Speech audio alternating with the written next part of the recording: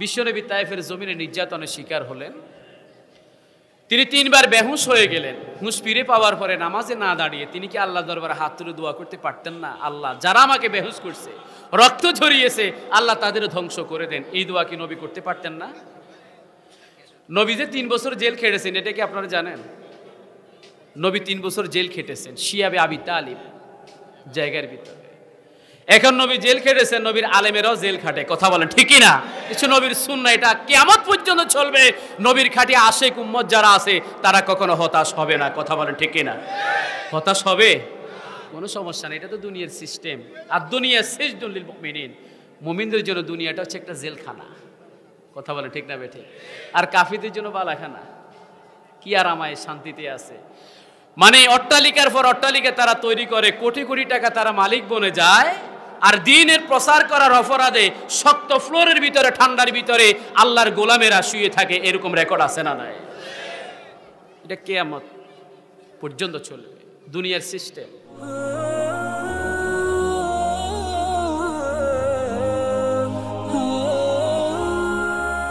أعوذ بالله من الشيطان الرجيم بسم الله الرحمن الرحيم ولسوف يعطيك ربك فترضى وقال تعالى في شان حبيبه ومحبوبه ومعشوقه مخبرا وآمرا إن الله وملائكته يصلون على النبي يا أيها الذين آمنوا صلوا عليه وسلموا تسليما اللهم صل على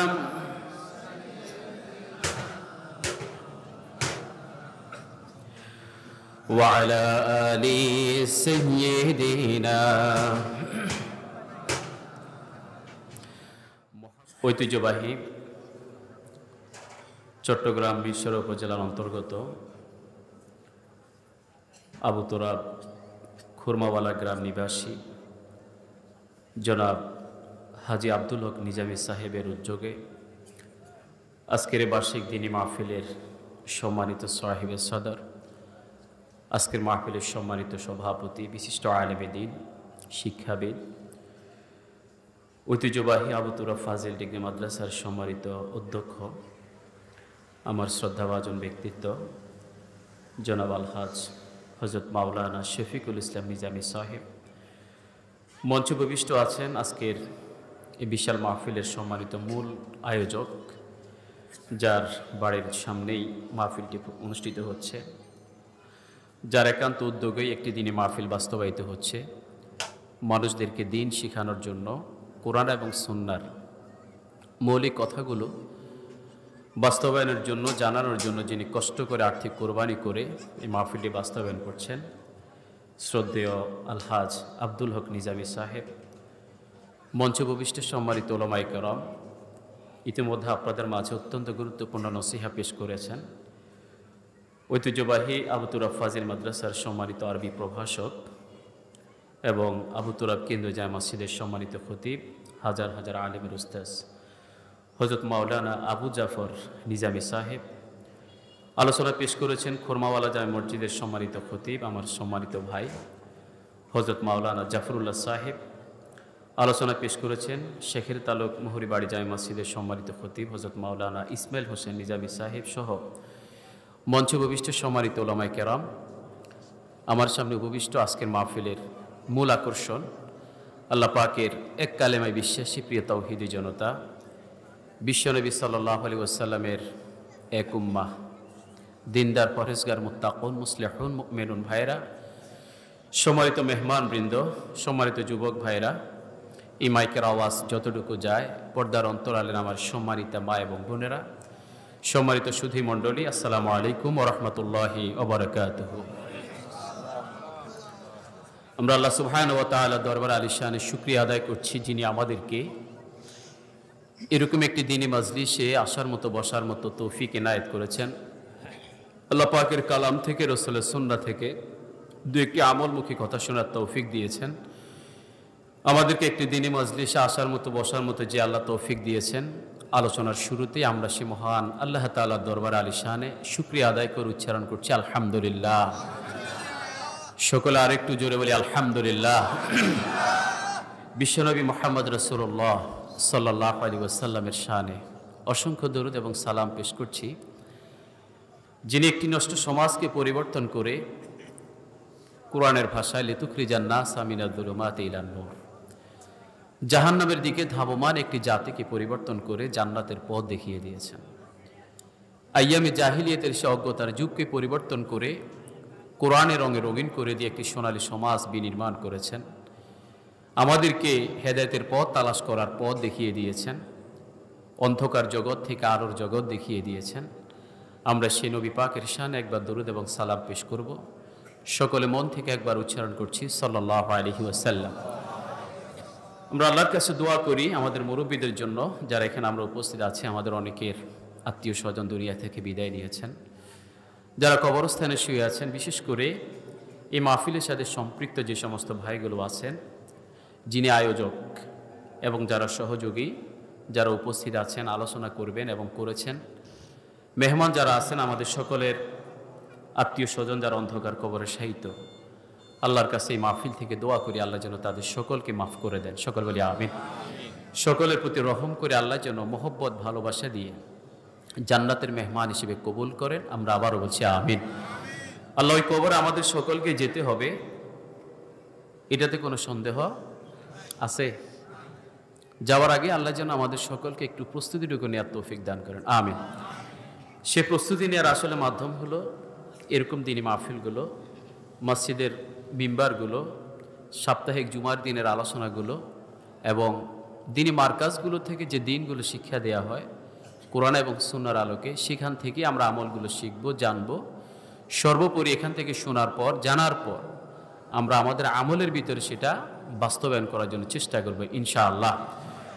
আমরা আলোচনা শুরু করব, তার আগেই ছোট্ট ছোট্ট দু একটি আমল আমরা শিখব। অতীতেও আপনাদের সামনে একবার আমার বসার সুযোগ হয়েছে ছোট্ট পরিসরে। আজকে তার চেয়ে আরেকটু বড় পরিবেশ হলো। আজকে আমাদের যিনি প্রধান মুফাসসির, যিনি প্রধান আলোচক, আমাদের সকলের উস্তাদ হযরত মাওলানা professor doctor Giasuddin Talukdar sir কিছুক্ষণের মধ্যে আমাদের মাঝে এসে হাজির হবেন, উপস্থিত হবেন। আমরা ওনার কাছ থেকে অত্যন্ত গুরুত্বপূর্ণ নসিহাগুলো আমরা শুনব।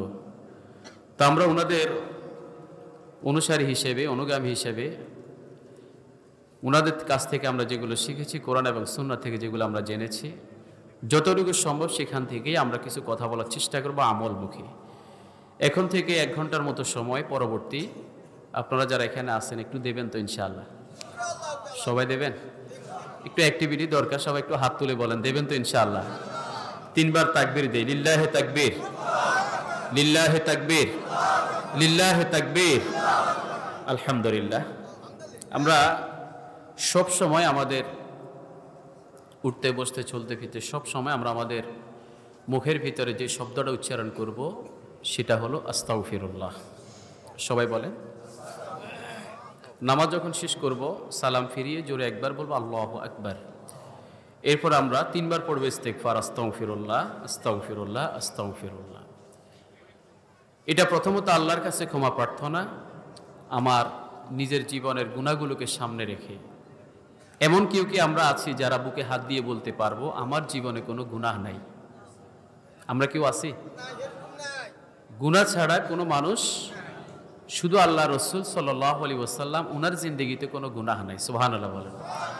এটা আমার কথা না, আমার আল্লাহ সেটা সার্টিফিকেট দিয়ে দিয়েছেন। সূরাতুল ফাতহ 2 নম্বর আয়াত আল্লাহ সেটা জানিয়ে দিয়েছেন, লিয়াগফিরা লাকা আল্লাহু মা তাকদ্দামা মিন যামবিকা ওয়া মা তাআখার। ও নবী, আমি আপনার পেছনে যত গুনাহ আছে সব গুনাহ আমি মাফ করে দিয়েছি। সুবহানাল্লাহ বলেন। আবার সামনে যে গুনাহটা এখনো করে নাই, অগ্রিম, করার সম্ভাবনা আছে, এখনো করে নাই, সেটাও আমি অগ্রিম মাফ করে দিয়েছি। সুবহানাল্লাহ বলেন। সে দৃষ্টিকোণ থেকে আমার রাসূল মাসুম, নিষ্পাপ, বেগুনাহ। কিন্তু এরপর আমার নবী দৈনিক ইন্নী আতুবু ইলাল্লাহি মিয়াতা মাররা ফি কুল্লি ইয়াউমিন, আমি দৈনিক 100 বারের উপরে আল্লাহর কাছে তাওবা করি, আমার রাসূল বলছেন। এতবার তাওবা করার কারণটা কি? আসলে নিশ্চয় কোনো কারণ আছে, আছে না? দুইটা কারণ। একটা হলো রাসূল বলছেন, আমি কি আল্লাহর দরবারে তাওবাতান নাসুহা, হাসিলকারী বান্দা হিসেবে আমি যেতে চাই না, উপস্থিত হতে চাই না? আল্লাহর শুকরিয়ার বান্দা হিসেবে আমি উপস্থিত হতে চাই না? আরেকটা কারণ হলো, আমরা যারা এখানে আছি, আমাদের জিন্দেগিতে এত গুনাহ ছাড়া আমরা কেউ নাই। তাহলে রাসূল যেখানে মাসুম, নিষ্পাপ, বেগুনাহ হয়ে যদি 100 বারের উপরে তাওবা করেন, আমরা গুনাহগার হয়ে আমাদের কতবার আল্লাহর কাছে তাওবা করা দরকার, ঠিক কিনা বলেন? শিক্ষা হচ্ছে এখানে। ইস্তেগফার যদি আমরা বেশি বেশি পড়ি, তাহলে আল্লাহর দরবারে আমরা যা দোয়া করব সব দোয়া আমার আল্লাহ কবুল করে নেবেন। সুবহানাল্লাহ বলেন।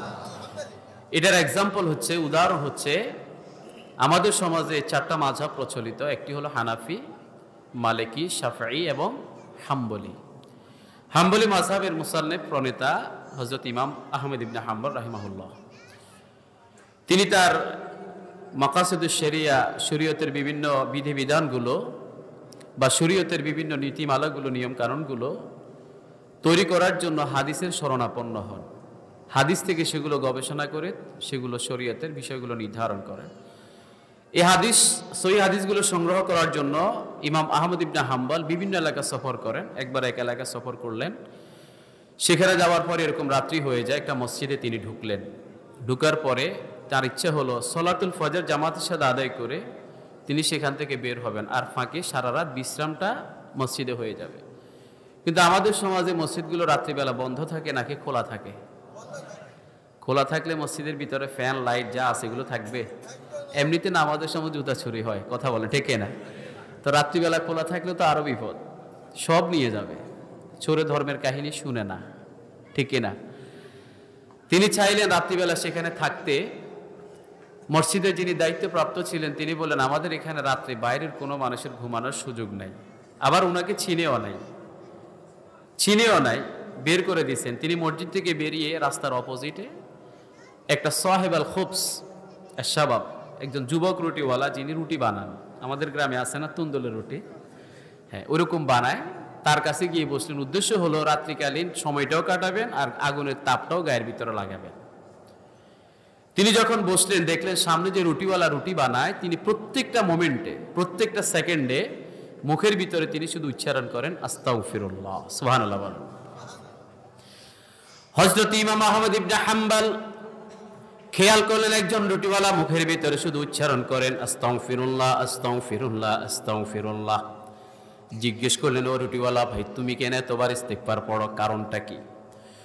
ওই রুটিওয়ালা ঘোষণা করলেন, ও মুসাফির ভাই, আমি আপনাকে চিনি না, কিন্তু এই যে ইস্তেগফারটা আমি বারবার পড়ার কারণ হলো, আল্লাহর দরবারে ইস্তেগফার পড়ার কারণে যা দোয়া আমি আল্লাহর দরবারে করি, আমার আল্লাহ সব দোয়া কবুল করে নেয়। বলি সুবহানাল্লাহ।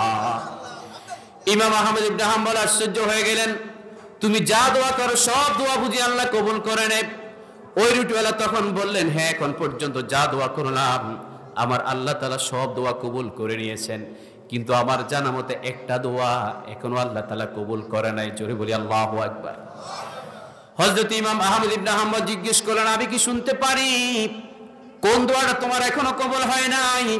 ওই রুটিওয়ালা তখন বলল, আমার কাছে জানা আছে, মেসেজ আছে, আমার জানা মতে বর্তমান এই পৃথিবীর ভিতরে একজন বিখ্যাত হাদিস বিশারদ, ইসলামিক ফকিহ, সবচেয়ে বড় একজন আলেম হযরত ইমাম আহমদ ইবনে হাম্বল নাকি জীবিত আছেন। আমি আল্লাহর দরবারে দোয়া করে রেখে দিয়েছি, আমার ইন্তেকালের আগ মুহূর্ত হলেও এত বড় একজন ইসলামিক ফকিহকে আমার দুই চোখে একবারে দেখতে চাই। সুবহানাল্লাহ। দোয়া কবুল হয়েছে কি হয় নাই? হয়েছে। কোন কারণে? আস্তাগফিরুল্লাহ। সবাই বলেন আস্তাগফিরুল্লাহ। চোখের পানি ছেড়ে দিয়ে বললেন, আমি সেই ইমাম আহমদ ইবনে হাম্বল, না হলে তোমার দোয়া আল্লাহ কবুল করবেন বলেই এত বড় একজন ইমামকে মসজিদের ভিতর থেকে বের করে রুটিওয়ালার সামনে হাজির করেছেন আল্লাহ। সুবহানাল্লাহ বলো। আর কোনো কারণ নাই। তাহলে এই আমলটা আমরা করতে পারবো তো ইনশাআল্লাহ? দ্বিতীয় নম্বর আমল শিখতেছে আমার ভাইয়েরা, নামাজটা যখন আমরা শেষ করব হাতের ভিতরে গুনে গুনে সুবহানাল্লাহ 33 বার, আলহামদুলিল্লাহ 33 বার, আল্লাহু আকবার 34 বার, মোট কয়বার? জোরে বলেন কয়বার? পড়ি না আমরা? কখনো গুনে দেখি নাই কয়বার হয়েছে? 100 বার। আপনি খুরমাওয়ালা জামে মসজিদের ভিতরে বসে নামাজটা শেষ করে আল্লাহর প্রশংসা আদায় করেন মসজিদের ভিতরে দুনিয়ায়, আপনার নামটা আরশে আজিমের চতুর্পাশে মৌমাছির মতো গুনগুন করে আল্লাহর ফেরেশতারা, যে ব্যক্তি খুরমাওয়ালা জামে মসজিদের ভিতরে নামাজ শেষ করে আল্লাহর প্রশংসা আদায় করলো, সে ব্যক্তির নামটা আরশে আজিমের চতুর্পাশে মৌমাছির মতো গুনগুন করে আল্লাহর ফেরেশতারা সেই ব্যক্তির নামটা আল্লাহকে শোনায়। তাহলে আমার নামটা যদি আল্লাহকে শোনানো হয়, এটা আমার জন্য ভালো হয় নাকি খারাপ হয়? ভালো হয় না? কয়টা আমল শিখলাম? 2টা। এই আমলগুলো আমরা আমাদের জিন্দগিতে বাস্তবায়ন করব ইনশাআল্লাহ। বলেন না? আপনাদের মনে কষ্ট আছে নাকি? আওয়াজ একটু চুপচাপ মনে হয়, কম। এখানে অনেক উস্তাদতুল্য ব্যক্তিবর্গগুলো বসে আছেন, ওনাদের সামনে আলোচনা করা আসলে এক ধরনের ঠিক না। যেহেতু আমাদেরকে অনুমতি দিয়েছেন কিছুক্ষণ বসার জন্য, নিজের জ্ঞান থেকে আল্লাহ যতটুকু তৌফিক দিয়েছেন এর ভিতর থেকে কিছু আমলমুখী কথা আমরা শুনবো। বিশেষ করে একটি আয়াতে কারিমা আপনাদের সামনে আমি তেলাওয়াত করেছি, সূরাতুদ দুহা। এই আয়াতে কারিমা ওয়ালা সাওফা ইউতিকা রাব্বুকা ফাতারদা, এই আয়াতে কারিমা আপনাদের সামনে তেলাওয়াত করেছি। এই আয়াতে কারিমা, এই আয়াতকে সামনে রেখেই আমি আমার বাকি সময়টুকু কাটাতে চাই। আপনারা আমার সাথে থাকতে চান ইনশাআল্লাহ, এবং আশা করি আপনারা শুনতেও চান। আমার ভাই আব্দুল হক নিজামী সাহেব এত কষ্ট করে একটি মাহফিল বাস্তবায়ন করেছেন। আমরা এখানে এসে যদি কিছু না শিখে যাই তাহলে এই আলোচনা, এই মাহফিল বৃথা হয়ে যাবে। এবং আল্লাহর কাছে এটাও দোয়া করি আমার ভাইকে জীবনের শেষ মুহূর্ত পর্যন্ত এরকম দ্বীনের কাজে, ইসলামের কাজে, দ্বীন প্রচার এবং প্রসারের কাজে আল্লাহ যেন ওনাকে শক্তি, সাহস এবং তৌফিক দান করেন। সকলে বলি আমিন। সম্মানিত ভাইরা, আমি সূরাতুদ দুহা এর 5 নম্বর আয়াতে কারিমা আপনাদের সামনে তেলাওয়াত করেছি। আল্লাহ তাআলা আয়াতে কারিমার ভিতরে বলছেন, ওয়ালা সাওফা ইউতিকা রাব্বুকা ফাতারদা। হে নবী, আমি আপনাকে অতি সত্বর, খুব তাড়াতাড়ি এমন কিছু হাদিয়া আপনাকে দেব, এত বেশি বেশি আপনাকে আমি দেব, যেগুলো পাওয়ার পর আপনি খুশি হয়ে যাবেন। সুবহানাল্লাহ বলেন। আমার নবীকে খুশি করার জন্য আল্লাহ সদা সচেষ্ট, কারণ আমার নবীর একটা লকব, কুনিয়াত হচ্ছে হাবিব। সুবহানাল্লাহ বলেন। হযরত ইব্রাহিম আলাইহিস সালামের একটা লকব হলো খালিল। খালিল মানে হলো এমন বন্ধু যিনি আল্লাহকে খুশি করার জন্য নিজে কাজ করেন। আর হাবিব মানে হলো এমন বন্ধু যাকে খুশি করার জন্য আল্লাহ স্বয়ং নিজে কাজ করেন। সুবহানাল্লাহ বলেন। তাকে খুশি করাবেন, আল্লাহ তাআলা বলছেন, ওয়ালা সাওফা ইউতিকা রাব্বুকা ফাতারদা। নবী, আপনাকে অচিরে এমন কিছু জিনিস দেব যেগুলো পেলে আপনি খুশি হয়ে যাবেন। সুবহানাল্লাহ বলেন। সম্মানিত ভাইরা, পবিত্র কোরআনের সূরাতুদ দুহা হলো 93তম সূরা। এই সূরার ভিতরে 11টি আয়াতে কারিমা আছে, মাক্কি সূরা। শুরুতেই আল্লাহ তাআলা 2টা কসম খেয়েছেন, একটা হলো ওয়াদ-দুহা ওয়াল লাইলি ইযা সাজা। একটা হচ্ছে দিনের আলো আর একটা হচ্ছে রাত্রির অন্ধকার। এরপরে পরবর্তী আয়াতগুলোর ভিতরে আল্লাহ তাআলা 4টা নিয়ামত আল্লাহ তাআলা বিশ্বনবী সাল্লাল্লাহু আলাইহি ওয়াসাল্লামের জন্য দিয়েছেন। সর্বশেষ বিশ্বনবীকে আল্লাহ তাআলা কিছু গাইডলাইন দিয়েছেন এবং পরবর্তী জীবনটা কিভাবে কাটাবে সেগুলো, সিস্টেমগুলো আল্লাহ তাআলা কিছু তার জন্য নাজিল করে দিয়েছেন। আমরা সেই দিকে যাব না, আমরা যে আয়াতে কারিমাটা আপনাদের সামনে তেলাওয়াত করেছি সেই আয়াতে কারিমার আলোকেই আমরা কিছুক্ষণ কথা বলবো। জোরে বলি ইনশাআল্লাহ।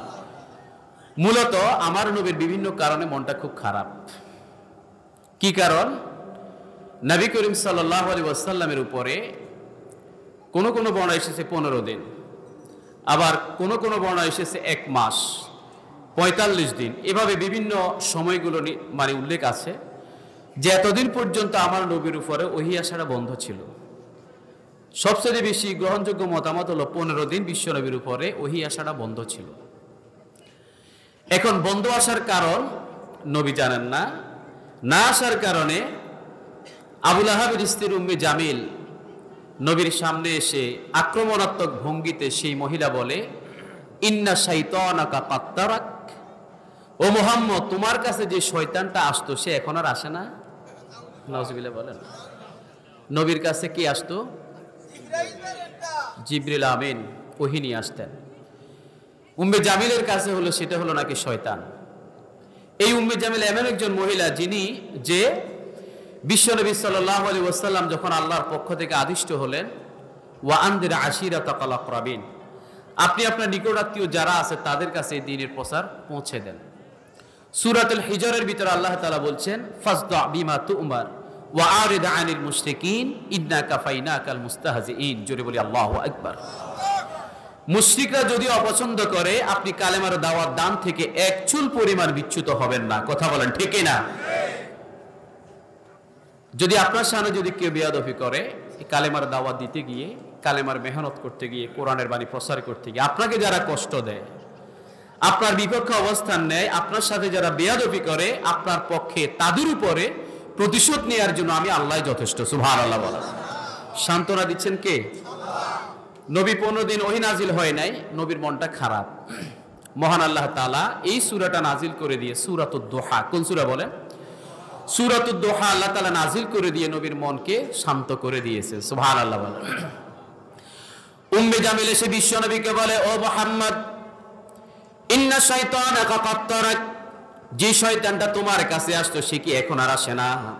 এই উম্মে জামিল আরো বেশি বিশ্ব নবীর শানে বেয়াদবি করলো। একবার আমার নবী এরকম একটা দরবারে সাইয়্যিদনা আবু বকর সিদ্দিক রাদিয়াল্লাহু তাআলা আনহুকে সাথে নিয়ে বসে আছেন। দূর থেকে দেখা যায় একটা বড় লাঠি নিয়ে বিশ্ব নবীর দিকে আক্রমণাত্মক ভঙ্গিতে সেই মহিলা আসতেছে আক্রমণ করার জন্য। সাইয়্যিদনা আবু বকর সিদ্দিক রাদিয়াল্লাহু তাআলা আনহু খেয়াল করলেন। তিনি বললেন, ইয়া রাসূলুল্লাহ, আপনি একটু সরে যান, আমার তো মনে হয় উম্মে জামিল আপনার গায়ের ভিতরে হিট করবে, আঘাত করবে, আপনি একটু সরে যান। আমার নবী আবু বকরকে উল্টো সান্ত্বনা দিয়ে মুস্কি মুস্কি হাসেন আর মুখের ভিতরে কোরআন তেলাওয়াত করেন। আবু বকরকে সান্ত্বনা দিয়ে বলেন, ও আবু বকর, তোমার টেনশনের কোনো কারণ নাই, ওই মহিলাকে আমার কাছে আসতে দাও, সেই মহিলা আমার কাছে আসবে, কিন্তু তার দুই চোখে সে আমাকে দেখবে না। সুবহানাল্লাহ বলেন। আমার নবীর কথা সত্য না মিথ্যা? জোরে বলেন, সত্য না মিথ্যা? ওই মহিলাকে আমার কাছে আসতে দাও, সেই মহিলা আমার কাছে আসবে, কিন্তু তার দুই চোখে আমাকে দেখবে না। আবু বকরের মন থেকে টেনশন যায় না, কারণ অলরেডি সেই মহিলা তো বিশ্বনবীকে দেখেই ফেলেছে। মন থেকে টেনশন যায় না, শান্ত হন না, ইয়া রাসূলুল্লাহ, আপনাকে তো অলরেডি দেখেই ফেলেছে। রাসূল চুপচাপ বসে আছেন আর মুস্কি মুস্কি হাসেন, মুখের ভিতরে কোরআন তেলাওয়াত। সুবহানাল্লাহ বলে, কোরআন তেলাওয়াত করেন। আবু বকর মনের ভিতরে টেনশন, না জানি আমার নবীর গায়ের ভিতরে সে হিট করে। একদম এক হাতের ভিতরে চলে আসলো। সেই মহিলাটা বিশ্ব নবীর সামনে এসে নবীকে উদ্দেশ্য করে আর কিছু বলে না, আবু বকরকে ধমক দিয়ে বলে, ওই বেটা আবু বকর, তোর বন্ধু মুহাম্মদ এখন কই? সুবহানাল্লাহ বলেন। তোর বন্ধু মুহাম্মদ কই? তাকে বের কর, তার খবর আছে। সেগুলো কি শুরু করছে? ওই যে ইন্না শাইতানাকা ক্বাদ তারাক, তোমার কাছে যে শয়তানটা আসতো এখন আর আসে না, এটাও একটা বিরোধিতা। আবার নবী কেন কালেমার মেহনত করেন, নসিহত করেন, কালেমার দাওয়াত দেন, এটাও বিরোধিতা করার জন্য প্রথমত নবীর চলাচলের পথের ভিতরে সে কাঁটা বিছিয়ে রাখতো। আর সরাসরি হিট করার জন্য নবীর দরবারে এসে মোহাম্মদকে খুঁজে, কিন্তু না পেয়ে বলে, আবু বকর, তোমার বন্ধু মোহাম্মদ কই? তাকে বের করা, তার খবর আছে। সেগুলো আমাদের সমাজে কি শুরু করলো? আমাদের বাপ দাদা ধর্ম থেকে বিচ্যুত করে মানুষদেরকে গণহারে তার দলভুক্ত করে নিচ্ছে। এগুলো বন্ধ করতে হবে, তাকে বের করো, তার খবর আছে। চলে বলি আল্লাহু আকবার। আবু বকর এবারে মনটা শান্ত হয়ে যায়। আমার ভাইয়েরা, বিশ্বনবীর দিকে নজর করে আবু বকর বলেন, ইয়া রাসূলুল্লাহ, আপনার কথা তো সত্য, এই তো আমার কাছে প্রমাণ হয়ে যায় আপনার কথা সত্য। একদম সাহস নিয়ে উম্মে জামিলের উদ্দেশ্যে এবার আবু বকর ঘোষণা করলো, ওই উম্মে জামিল, শোন, তোর যদি ক্ষমতা থাকে, আমার নবী তোর এক হাতের ভিতরে বসে আছে, তোর যদি ক্ষমতা থাকে আমার নবীকে তুই নিজেই বের কর। আপনারা একটু বলেন, কিয়ামত পর্যন্ত যদি চেষ্টা করে, উম্মে জামিল আমার নবীকে খুঁজে পাবে? জোরে বলেন, পাবে? কারণ আমার নবীকে আমার আল্লাহ তাআলা মেসেজ দিয়ে দিলেন, ওয়া ইযা ক্বারাআতাল কুরআনা জাআলনা বাইনাকা ওয়া বাইনাল লাযীনা লা ইউমিনুনা বিল আখিরাতি হিজাবাম মাসতুরা। জোরে বলি আল্লাহু আকবার। ও নবী, কোন শত্রু যদি আপনাকে আক্রমণ করার জন্য আসে, কেউ যদি আপনাকে ক্ষতি করার জন্য চেষ্টা করে, আপনি তাকে দেখা মাত্র আপনি কোরআন তেলাওয়াত করা শুরু করবেন। আপনি যখন কোরআন থেকে তেলাওয়াত করবেন, আপনি এবং আপনার শত্রু যারা আখিরাতে অবিশ্বাস করে, দুইজনের মাঝখানে আমি আল্লাহ তাআলা একটা পর্দা ফেলে দেই। পর্দা পড়ে গেছে অলরেডি, কারণ এক হাতের ভিতর আমার নবী বসে আছেন, উম্মে জামিল দেখে না। সুবহানাল্লাহ বলেন। আমার ভাইরা, বিশ্বনবী কোরআন তেলাওয়াত করা শুরু করলেন, মুস্কি মুস্কি হাসেন। উম্মে জামিল এক হাতের ভিতরে চলে আসে, আমার নবীকে দেখে না। এই যে আমার নবী কোরআন তেলাওয়াত করার মাধ্যমে শত্রুর হাত থেকে নিজেকে রক্ষা করলেন, আল্লাহ তাআলা হেফাজত করলেন। ঠিক এই জায়গার ভিতরে আপনার আমার জন্য একটা আমল আছে, শুনতে চান? হ্যাঁ, আমল আছে। দুনিয়ার মধ্যে আমরা যারা আছে, আমাদেরও শত্রু আছে না নাই? মনে হয় শত্রু ছাড়া আমরা সবাই আছি। ইচ্ছে অনিচ্ছে আমরা অনেকেই অনেকের শত্রু। কারণ কোরআনের কথাগুলো বলতে গেলে যখন হক কথা চলে আসে, তখন অনেকের আমরা শত্রু হয়ে যাই। কথা বলেন ঠিকই না? মনে কষ্ট যায়। সরাসরি আঘাত করতে না পারলেও সিস্টেমেটিক্যালি আঘাত করে ফেলে। দুনিয়ার জমিনে আমরা যারা চলাফেরা করি, আমরা যারা বসবাস করি, আমাদেরও কিছু শত্রু আছে। আল্লাহ রাসূল আমাদেরকে নসিহত করছেন যে আমাদের শত্রুর হাত থেকে বাঁচার জন্য আপনি আমি যে আমলটা করতে পারি সেটা হলো সূরাত ইয়াসিনের প্রথম 9টি আয়াতে কারিমা যদি তাকে দেখা মাত্র আপনি তেলাওয়াত করা শুরু করে দেন, তাহলে সেই শত্রুর আক্রমণ থেকে আল্লাহ তাআলা আমাকে আপনাকে হেফাজত করবেন। সুবহানাল্লাহ। কোন সূরা? যদি মুখস্থ না পারেন প্রথম 9টি আয়াত, আপনি যেই সূরা পারেন সেটাই তেলাওয়াত করে নেবেন। অন্তত কোরআন থেকে তেলাওয়াত করলে আপনার শত্রু এবং আপনার মাঝখানে আল্লাহ তাআলা একটা পর্দা ফেলে দেবেন। তার আক্রমণ থেকে আল্লাহ তাআলা আপনাকে হেফাজত করবেন। সুবহানাল্লাহ বলেন। তাহলে আগের দুইটা আমলের সাথে আরো একটা আমল যোগ করলাম আমরা। কয়টা হলো? 3টা। এগুলো আমাদের মনে রাখতে হবে। লাস্টে আমরা ফিডব্যাক নেব। এই আলোচনার 1 ঘন্টা পর্যন্ত শুনলেন, প্রথম থেকে শেষ পর্যন্ত আমরা কি শিখলাম? লাস্টে একটু ফিডব্যাক দিতে পারবেন না ইনশাআল্লাহ? মনোযোগ দিতে হবে, একটু খেয়াল করতে হবে। তাহলে নবীর উপরে 15 দিন পর্যন্ত ওহী আসা বন্ধ ছিল। আল্লাহ তাআলা মনকে সান্ত্বনা করার জন্য, মোটিভেশন করার জন্য এই সূরাটা নাজিল করে আল্লাহ তাআলা ঘোষণা করলেন, মা ওয়াদ্দাআকা রাব্বুকা ওয়া মা ক্বালা। ও নবী, আপনার টেনশন করার কোনো কারণ নাই। আপনার প্রভু আপনার প্রতি আপনাকে ত্যাগ করে নাই, আপনার প্রতি বিরূপ হন নাই। সুবহানাল্লাহ বলেন না? মানে আমি আপনার সাথে আছি। আর আল্লাহ যদি কারো সাথে থাকে, দুনিয়ার কারো ভালোবাসা, দুনিয়ার কারো সহযোগিতা আমার আর দরকার নাই। কথা বলেন ঠিকই না? আমার আল্লাহই আমার জন্য যথেষ্ট। হাসবুনাল্লাহু ওয়া নি'মাল ওয়াকিল। কথা বলেন ঠিক কি না? নবীর সাথে কে আছেন? আল্লাহ আছেন না নাই? আমার ভাইয়ের একটু খেয়াল করে শুনি। আমার নবী বিশ্বনবীর উদ্দেশ্যে আমার আল্লাহ তাআলা ঘোষণা করলেন, ইয়া আইয়ুহার রাসূল মা বাল্লাগ মা উনজিলা ইলাইক। আমি আপনার প্রতি যা কিছু নাজিল করলাম সেগুলো মানুষের কাছে আপনি পৌঁছিয়ে দেন।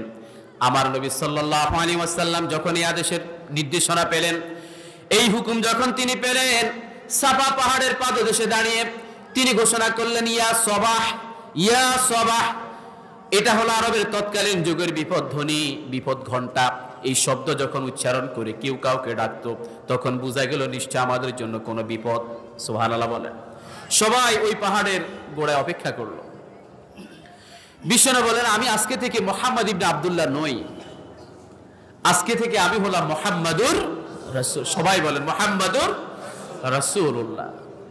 আমি যদি বলি এই পাহাড়ের পিছনে তোমাদের জন্য কিছু শত্রু বসে আছে, তোমরা কি বিশ্বাস করবা? তৎকালীন লোকেরা বলে, হে মুহাম্মদ, তুমি তো মিথ্যে কথা বলোই না, তুমি মিথ্যের ধারে কাছেও কখনো যাও না। সুবহানাল্লাহ বলেন। আল আমিন, তুমি তো কখনো মিথ্যে কথা বলো না। তাহলে আমি তোমাদেরকে সতর্ক করছি জাহান্নামের আগুনের, জাহান্নামের শাস্তির, আর তোমাদেরকে সুসংবাদ দিচ্ছি জান্নাতের নিয়ামতগুলোর। যদি তোমরা আমি রাসূল হিসেবে আমার প্রতি বিশ্বাস পোষণ করো, আল্লাহ তাআলার প্রতি তোমরা যদি ঈমান আনো, এই কালেমাটা গ্রহণ করে তোমরা যদি ঈমানদার এবং মুসলমান হয়ে যাও, তাহলে জাহান্নাম থেকে তোমরা রক্ষা পেয়ে তোমরা জান্নাতের নিয়ামতগুলোতে ঢুকবে। সুবহানাল্লাহ বলেন। রাসূলের এই কথাটা শুনে অনেকেই দিনটা গ্রহণ করে মুসলমান হয়ে গেছে। বিশ্বনবীর এই কথাটা শুনে, নসিহতটা শুনে উপস্থিত অনেকে দিন গ্রহণ করে মুসলমান হয়ে গেছে। কিন্তু নবীর একজন চাচা আবুল আহাব, কি নাম? সবাই বলেন কি নাম? সে বলে, মুহাম্মদ, তাব্বাল্লাকা ইয়া মুহাম্মদ আলিহাযা জামাতানা। তুমি ধ্বংস হও এই কথাটা বলার জন্য তুমি আমাদের ডাকলা? এই কথা বলে আমার নবীর পবিত্র দেহ মোবারকে আবু লাহাব পাথর নিক্ষেপ করে নবীকে আহত করে। নাউজুবিল্লাহ বলেন। নবীর গায়ে হিট করছে, সরাসরি হিট করলো। নবী কিছুই বলেন না। ওই পরিবারের উম্মে জামিল আবু লাহাবের স্ত্রী সরাসরি হিট করার জন্য নবীর দরবারে আসে। আল্লাহ তাআলা নবীকে সেভ করেছেন। আবার আবু লাহাবের একটা সন্তান ছিল উতবা, সে আরো অগ্রগামী নবীকে কষ্ট দেওয়ার ক্ষেত্রে, আঘাত করার ক্ষেত্রে। সে একবার সিরিয়াতে সফরে যাবে, তার বাবা আবু লাহাবকে গিয়ে বলে, বাবা আমরা তো দীর্ঘদিনের জন্য সিরিয়াতে চলে যাব, এই সময়ের ভিতরে মোহাম্মদকে গালিগালাজ করার জন্য কাছে পাবো না, একটা গ্যাপ হয়ে যাবে। আজকে শেষবারের মতো মোহাম্মদকে একটু গালিগালাজ করে আসে, একটু অনুমতি দেন। নাউজুবিল্লাহ বলেন। নবীকে গালিগালাজ করবে, বাবার কাছে অনুমতি চায়। আবু লাহাব বলল, যাও তাড়াতাড়ি করে আসো, আমাদের সফরের সময় হয়ে যায়, খুব দ্রুত আসবে। উতবা গিয়ে বলে মুহাম্মাদের দরবারে, এই মুহাম্মদ তুমি কাজ্জাব, তুমি পাগল, তুমি গণক, তুমি জাদুকর। নাউজুবিল্লাহ বলেন। বিশ্ব নবীকে গালিগালাজ করা হলো। আমার ভাইয়েরা, নবীর কোনো আওয়াজ নেই, উত্তর নাই, কারণ নবীর পক্ষে শোভনীয় নয়। কেউ যদি আমাকে গালিগালাজ করে, উল্টো তাকে আরো দুটো শুনিয়ে দেব, এটা নবীর পক্ষে কখনো শোভনীয়। কিন্তু আমরা যারা নবীর উম্মত, আমরা কিভাবে করি? আমরা যদি একটা গালি শুনি, উল্টা ছাড়টা শুনে দেখে দেই না, সুযোগ পাইলে ভালো করে অ্যাকশনও করে দেব। নবীর পক্ষে যেহেতু শোভনীয় নয়, নবীর উম্মত যারা আছেন তাদের উপর এটা শোভনীয় হবে না, মানুষকে গালিগালাজ করা। আমার নবী সাইলেন্স বসে আছেন, কিছুই বলেন না। উতবা খেয়াল করলো আমার কথার কোনো উত্তর দেয় না। উতবার মেজাজ আরে গরম হয়ে যায়। এবারে বিশ্ব নবীর পবিত্র দেহ মোবারকে উতবা ইবনে আবি লাহাব তার নাপাক মুখ থেকে থুতু নিক্ষেপ করে। নাউজুবিল্লাহ, থুতু নিক্ষেপ করলো। এবার আমার নবীর আর সহ্য হয় না। আমার নবী দুহাত তুলে আল্লাহর দরবারে দোয়া করলেন। এটা কোনো দোয়া নয়, এটা হচ্ছে বদদোয়া। আল্লাহুম্মা সাল্লিত আলাইহি কালবাম মিনাল কিলাব, আল্লাহুম্মা সাল্লিত আলাইহি কালবাম মিনাল কিলাব। ও আল্লাহ, আপনি উতবার পিছনে হিংস্র কুকুরের চাইতো আরো মারাত্মক কোন পশুকে আপনি লেলিয়ে দেন। সুবহানাল্লাহ বলেন। এখন নবী দোয়া করছেন, আল্লাহ দোয়া কবুল করবেন না? কি বলেন, করবেন না? সূরাতুল হিজরের 95 নম্বর আয়াতে আল্লাহ বলে দিয়েছেন, ইন্না কাফাইনাকাল মুস্তাহজিইন। নবী, যারা আপনার শানে বেয়াদবি করবে তাদের উপরে প্রতিশোধ নেওয়ার জন্য আমি আল্লাহই যথেষ্ট। কথা বলেন ঠিক কি না? উতবা বেয়াদবি করেছে, আল্লাহ মনে হয় প্রতিশোধ নেবেন না। আল্লাহ তাআলা দোয়া কবুল করছেন। দোয়া কবুল করে তার শাস্তির ব্যবস্থা আল্লাহ করে দিয়েছেন। সিরিয়া সফরে গেল, কয়েক স্তরে নিরাপত্তা দিয়ে তাকে বাঁচানোর চেষ্টা করে। সবার সামনে ওই যে বিশ্বনবী যে দোয়া করেছেন সেই দোয়ার বাস্তবায়ন হয়ে গিয়েছে। সুবহানাল্লাহ বলেন। ঠিক তেমনি ভাবে বর্তমান যুগেও যারা নবীর শানে বেয়াদবি করে, আল্লাহ তাআলা তাদের উপরে এখনো প্রতিশোধ নেবেন। মনে হয় বসে থাকবেন? প্রতিশোধ নেবেন না? অলরেডি নিয়েছেন। যারা ফেসবুক চালান তারা দেখেছেন, লার্স ভিক্স সুইডেনের একজন কার্টুনিস্ট, যে আমার নবীর কাল্পনিক চেহারা তৈরি করে ব্যঙ্গাত্মকভাবে নবীকে অপমান করা হলো। সারা পৃথিবীর লক্ষ কোটি মুসলমানের কলিজা আঘাত লাগলো, প্রতিবাদ করা হয়েছে। তাকে বাঁচানোর জন্য তৎকালীন সরকার, তাদের সরকার কয়েক স্তরে নিরাপত্তা দিয়ে বাঁচানোর চেষ্টা করেছে, কিন্তু একটা ট্রাক লরির ভিতরে চাপা পড়ে জ্বলন্ত জ্বলে ফুড়ে কয়লার মতো ছাই হয়ে গিয়েছে। কথা বলে ঠিক না? ইন্না কাফাইনাকাল মুস্তাহজিইন। আমার আল্লাহ প্রতিশোধ দিয়েছে। আবার আমার নবী এটাও বলেছেন, ইন্নাল উলামা ওয়ারাসাতুল আম্বিয়া। খেয়াল করেন, আমার নবী তো এখন নাই, নবীর ওয়ারিস কারা? জোরে বলেন, কারা? তাহলে নবীর উত্তরাধিকার সূত্রে যারা ওয়ারিস, পারিবারিক সদস্য, তারা হলেন আলেম। যার কাছে কোরআন এবং হাদিসের জ্ঞান আছেন তিনি হলেন আলেম। এই আলেমদের সাথেও যারা বেয়াদবি করবে, আমার আল্লাহ মনে হয় চুপচাপ বসে থাকবেন। সবাই বলেন, চুপচাপ বসে থাকবেন? আল্লাহর নবী স্পষ্ট বলে দিয়েছেন, কোন আলেম, আর আলেম হও, আও তালিবান তার ছাত্র হও, অথবা আও তাবিআন অথবা তার অনুগামী হও, আও মুহিব্বান অথবা তাকে ভালোবাসো, ওয়ালা তাকুনিল খামিস ফাতুহলিক পঞ্চম নাম্বার হইও না। যদি পঞ্চম নাম্বার হয়ে যাও তাহলে আল্লাহর পক্ষ থেকে গজবে তুমি ধ্বংস হয়ে যাবে। কথা বলে ঠিক না? আজকে সারা পৃথিবীতে আলেমরা খুব বেশি নিগ্রহের শিকার। কথা ঠিক আছে না? নাই? আলেমরা বেশি না বেশি কষ্টের ভিতরে নাই? এখন আলেমরা বেশি ভিতরে নাকি বাইরে? ভিতরে বুঝছেন তো আপনারা? তাহলে নবীর উপরে বেয়াদবি করার কারণে আল্লাহ যেখানে প্রতিশোধ নেবেন, নবীর ওয়ারিস আলেমদের সাথে যদি বেয়াদবি করা হয়, আল্লাহ মনে হয় চুপচাপ বসে থাকবেন। আল্লাহ প্রতিশোধ নেবেন কি না? আরে সেই প্রতিশোধের অন্যতম একটা মাধ্যম হলো করোনা ভাইরাস। কথা বলেন ঠিক না ঠিক? এরকম হাজার হাজার বিপদ মুসিবত দিয়ে আলেমদের সাথে বেয়াদবির প্রতিশোধ স্বয়ং আমার আল্লাহ নেবেন। কথা বলেন ঠিক না? এর কোনো বিকল্প নাই, আল্লাহ অবশ্যই নেবেন। আল্লাহ তাআলা ছাড় দেন, কিন্তু ছেড়ে দেন না। পুকুরে জাল মারেন মাছ ধরে, রশিগুলা যখন জালটাকে মারেন পানিতে, আপনি কি হাত থেকে একটা অংশ ধরে রাখেন না? ওটা সুদ্ধা ছেড়ে দেন। যত গভীরে যেতে পারে আপনি সুযোগ দেন, কিন্তু হাতের একটা অংশ কোথায় আছে? রশির হাতে আছে না? ঠিক সেরকম ভাবে আমার আল্লাহ তাআলা সেটাকে টান দেবেন। এটা বেগুন তোলা নয়, একদম মূলা তোলা। কথা বলেন ঠিক না? বেগুন কয়বার ওঠে? মূলা কয়বার উঠে? একবার। আল্লাহ তাআলা ধরবেন একবার। ইন্না বাতশা রাব্বিকা লাশাদীদ। আমাদেরকে খেয়াল করতে হবে সেই বিষয়টা। তৎকালীন সময়ে নবীর শানে যারা বেয়াদবি করেছে, আল্লাহ প্রতিশোধ নিয়েছেন। কিয়ামত পর্যন্ত যারা নবীর শানে বেয়াদবি করবে, আল্লাহ তাদের উপরে প্রতিশোধ নেওয়ার জন্য অপেক্ষায় আছেন। কথা বলেন ঠিক না? সম্মানিত ভাইরা, তাহলে এই সূরাটা নাযিল হওয়ার প্রেক্ষাপটটা আমি আপনাদের সামনে বললাম। উম্মে জামিল বিশ্বনবীর উপরে যখন ওহী নাযিলটা বন্ধ ছিল, তখন সে এসে বলে, ইন্না শাইতানাকা কাদ তারাক। ও মুহাম্মদ, তোমাকে যে শয়তানটা তোমার কাছে আসতো সেটা কি ছেড়ে দিয়েছে? আল্লাহ তাআলা ওহী নাযিল করে বললেন, মা ওয়াদ্দাআকা রাব্বুকা ওয়া মা ক্বালা। নবী, আমি আপনাকে ছেড়ে যাই নাই এবং আপনার প্রতি অসন্তুষ্ট হই নাই। শুধুমাত্র পরবর্তীতে যে কোরআনটা আপনার উপর বিশাল ভার আপনার উপরে নাযিল করা হবে, সেটার ভার বহন করার মতো আমি আপনাকে সাময়িক বিশ্রাম দিয়েছি। সুবহানাল্লাহ বলেন। কি দিয়েছেন? কি নাযিল করবেন? কারণ এই কোরআনের ভার আছে না নাই? আছে। কেমন ভার? আমার ভাইরা, কোরআনটা নাজিল করার জন্য মানুষদেরকে আল্লাহ বাছাই করেছেন। মানুষদেরকে আমার আল্লাহ তাআলা ঘোষণা করেন আশরাফুল মাখলুকাত। কিন্তু আশরাফুল মাখলুকাত হিসেবে সমগ্র মানুষদেরকে বুঝাবে না। এই কোরআনের ভার যারা বহন করেছেন, কালেমার যারা গ্রহণ করে মুসলমান হয়েছেন, যারা ইমানদার হয়েছেন, একমাত্র তাদের উদ্দেশ্যে আল্লাহ তাআলার এই ঘোষণা প্রযোজ্য। তাদেরকে আল্লাহ তাআলা আশরাফুল মাখলুকাত বলেছেন। বলে সুবহানাল্লাহ। সম্মানিত ভাইরা, মূলত এই সূরাটা নাজিল করার আগে কিছুদিন সাময়িক আল্লাহ তাআলা নবীকে বিশ্রাম দিয়েছেন। কেননা যে কোরআনটা পরবর্তী সময় ধারাবাহিকভাবে নাজিল করা হবে, সেই কোরআনের ভার বহন করার মতো সেরকম শারীরিক সক্ষমতা, মানসিক শক্তি যেন নবীর একটু তৈরি হয়, সেজন্য সান্ত্বনা হিসেবে প্রথমত সূরাতুদ দুহা আল্লাহ তাআলা নাজিল করছে। সুবহানাল্লাহ বলেন। এর আগে আমার নবী সাল্লাল্লাহু আলাইহি ওয়াসাল্লামের প্রিয় চাচা আবু তালেব ইন্তেকাল করেছেন। এরপরে বিশ্বনবীর অর্থনৈতিক শেল্টার যিনি দিয়েছেন, মা খাদিজা রাদিয়াল্লাহু তাআলা আনহা ইন্তেকাল করেছেন। নিজের পুত্র সন্তানগুলো, 4 জন সন্তান ছিলেন পুত্র সন্তান, তারাও একে একে দুনিয়া থেকে বিদায় নিয়েছেন।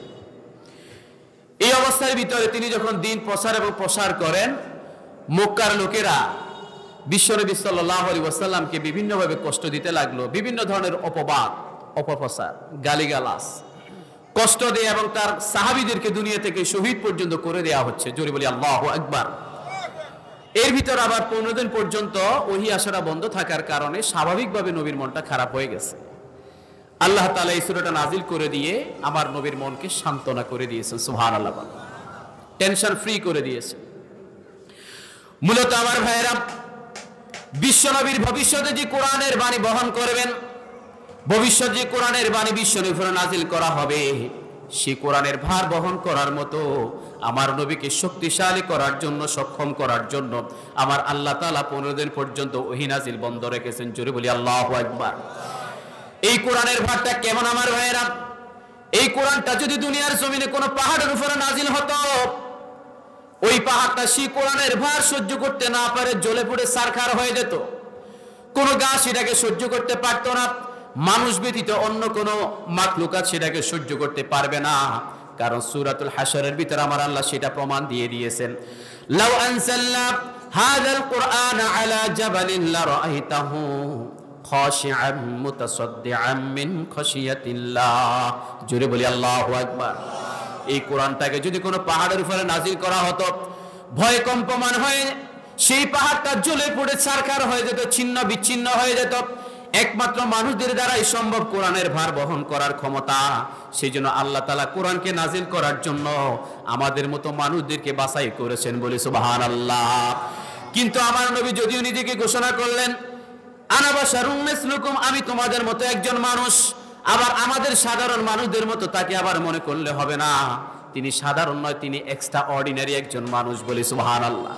অসাধারণ একজন মানুষ, তার সমান তুলনা করার মতো, সমকক্ষ হওয়ার মতো, তার সমকক্ষ হওয়ার মতো এরকম কোনো কিছু দুনিয়াতে অবশিষ্ট, তুলনা তো করা যাবেই না, তুলনা কখনো হবে না, সুবহানাল্লাহ বলেন। কিন্তু আমার নবীকে বাছাই করছেন তিনি মানুষদের ভিতর থেকেই, এক্সট্রা অর্ডিনারি একজন মানুষ। আমার নবীর উপরে যখন এই কোরআনটা নাজিল হতো, হযরত যায়েদ রাদিয়াল্লাহু তাআলা আনহুর কোলে যখন আমার নবী মাথা রেখে বিশ্রাম নিতেন, হযরত যায়েদ রাদিয়াল্লাহু তাআলা আনহু ঘোষণা করলেন আমার কোলে মাঝে মধ্যে আমার নবী মাথা রেখে বিশ্রাম নিতেন। ওই অবস্থার ভিতরে যখন আল্লাহর পক্ষ থেকে ওহী নাজিল হতো, তখন আমার কাছে মনে হতো পুরো আসমান সুদ্ধা আমার কোলের উপরে ভার বহন করা অবস্থায় আছে। আল্লাহু আকবার। মনে হচ্ছে পুরো আসমানটা আমার কোলের ভিতরে ভেঙে পড়েছে। তীব্র ওজন মনে হতো, আমার সহ্য হতো না। কারণ তখন আমার নবী আমার কোলের ভিতরে মাথা রেখে বিশ্রাম নিচ্ছেন, তখন ওহী নাজিল হচ্ছে, কোরআনের ভার এত বেশি শক্তিশালী। আল্লাহু আকবার। শুধু তাই না আমার ভাইয়েরা, বিশ্বনবী সাল্লাল্লাহু আলাইহি ওয়াসাল্লাম ঘোষণা করলেন আমি যখন কোনো উটের পিঠে সওয়ার অবস্থায় থাকতাম, ওই অবস্থার ভিতরে যখন আল্লাহর পক্ষ থেকে ওহী নাজিল হতো, সেই কোরআনের ভার সহ্য করতে না পেরে সেই ঘোড়ার হাঁটু পরিমাণ পা মাটির ভিতরে ঢুকে যেত। জোরে বলি আল্লাহু আকবার। এত বেশি ভার, সে ভারটা যখন নবীর উপরে পড়তো, ঘোড়ার উপরে তিনি যখন থাকতেন, তখন সে ভার সহ্য করতে না পেরে সেটা একদম হাঁটু পরিমাণ মাটির ভিতরে দেবে যেত। সুবহানাল্লাহ বলেন। কোরআনের ভারটা এত বেশি, সেই কোরআনের ভার যে মানুষগুলো সহ্য করতে পারবে, সে মানুষদের উপরে আল্লাহ তাআলা কোরআন নাজিল করে দিয়ে সম্মানিত করেছেন। সুবহানাল্লাহ বলেন। আমাদের নবী আমাদের ভিতর থেকে একজন মানুষ। কারণ হযরতে ইব্রাহিম আলাইহিস সালাতু ওয়াস সালাম দোয়া করেছেন যে আপনি তাদের ভিতর থেকেই রব্বানা ওয়াবআস ফীহিম রাসূলাম মিনহুম ইয়াতলু আলাইহিম আয়াতিকা, হে রব আপনি মানুষদের ভিতর থেকে আমার পরবর্তী প্রজন্ম যারা আছে তাদের ভিতর থেকে, তাদের মধ্য থেকে একজন রাসূল আপনি তাদের ভিতরে পাঠান, যিনি দায়িত্ব হবে তার হলো চারটা। একটা হলো ইয়াতলু আলাইহিম আয়াতিকা, আপনি যে কোরআনটা দিয়ে তাদের কাছে পাঠাবেন, যে কিতাবটা দিয়ে পাঠাবেন, তার প্রথম দায়িত্ব হলো সেই কিতাবটা তিনি তার জাতি এবং গোষ্ঠীর লোকদেরকে তেলাওয়াত করে শোনাবেন। সুবহানাল্লাহ বলেন। এক নম্বর দায়িত্ব। ওয়া ইউআল্লিমুহুমুল কিতাবা, এই কিতাব তাদেরকে শিক্ষা দিবেন। ওয়াল হিকমাতা, তাদেরকে হিকমা কৌশল শিক্ষা দিবেন। ওয়া ইউযাক্কিহিম, তাদেরকে কালেমা গ্রহণ করাইয়া তাদের ভিতর থেকে বাহ্যিকভাবে তাদেরকে তিনি পবিত্র করবেন। সুবহানাল্লাহ বলেন। তাহলে রাসূল আমাদের ভিতর থেকে আমাদের জন্য এসেছেন। তার উপর যে কিতাবটা নাজিল করা হলো, সেই কিতাবের ভারটা এত বেশি ছিল যে ঘোড়ার উপরে থাকলে সেই ঘোড়ার পা হাঁটু পরিমাণ মাটির ভিতরে ঢুকে যেত। কারণ এই কিতাবের ভার বেশি না কম? জোরে বলেন, বেশি না কম? এই ভার সহ্য করার মতো মানসিক শক্তি যেন আমার নবীর হয়, শারীরিক শক্তি যেন আমার নবীর হয়, সেই জন্য আল্লাহ তাআলা কিছুদিন কোরআন নাজিল থেকে একটু বিরতি দিয়েছেন, বিশ্রাম দিয়েছেন। সুবহানাল্লাহ বলেন। ঠিক এই কারণে 15 দিন পর্যন্ত আমার নবীর উপরে কোরআন নাজিল বন্ধ ছিল। তাহলে তারা যেটা বলেছে ইন্না শাইতানাকা কাত্তারাক, আমার আল্লাহ কি আমার নবীকে ছেড়ে দিয়েছেন? ছাড়েন নাই। আবার তারা তো বিরোধিতার খাতিরে আমার নবীর জিবরিল আমিনকে বলে শয়তান। তিনি শয়তান, তিনি হচ্ছেন আল্লাহর নূর, আল্লাহর ফেরেশতা। সুবহানাল্লাহ বলেন। এমন একজন ফেরেশতা যিনি সাহায্য নিয়ে গিয়েছেন হযরত ইব্রাহিমের কাছে, যিনি সাহায্য নিয়ে গিয়েছেন আমার নবী মুহাম্মদ রাসূলুল্লাহ সাল্লাল্লাহু আলাইহি ওয়াসাল্লামের কাছে তায়েফের জমিনে।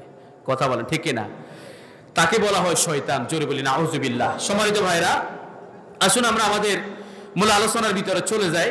আমি আগেও আপনাদেরকে বললাম যে প্রথমে দুইটা কসমের কথা আল্লাহ তাআলা এখানে বলেছেন, একটা হলো রাত আর একটা হলো দিন। এখানে রাত এবং দিন যদিও স্পষ্ট বোঝা গেছে, কিন্তু এরপর এখানে কিছু সমার্থক শব্দ অর্থ আছে। একটা হলো রসুলের সুখের জীবন, আর আরেকটা হলো আমার রসুলের কষ্টের জীবন। একটা হলো বিশ্বনবীর মাক্কি জীবন, আর আরেকটা হলো আমার নবীর মাদানী জীবন। সুবহানাল্লাহ বলেন না।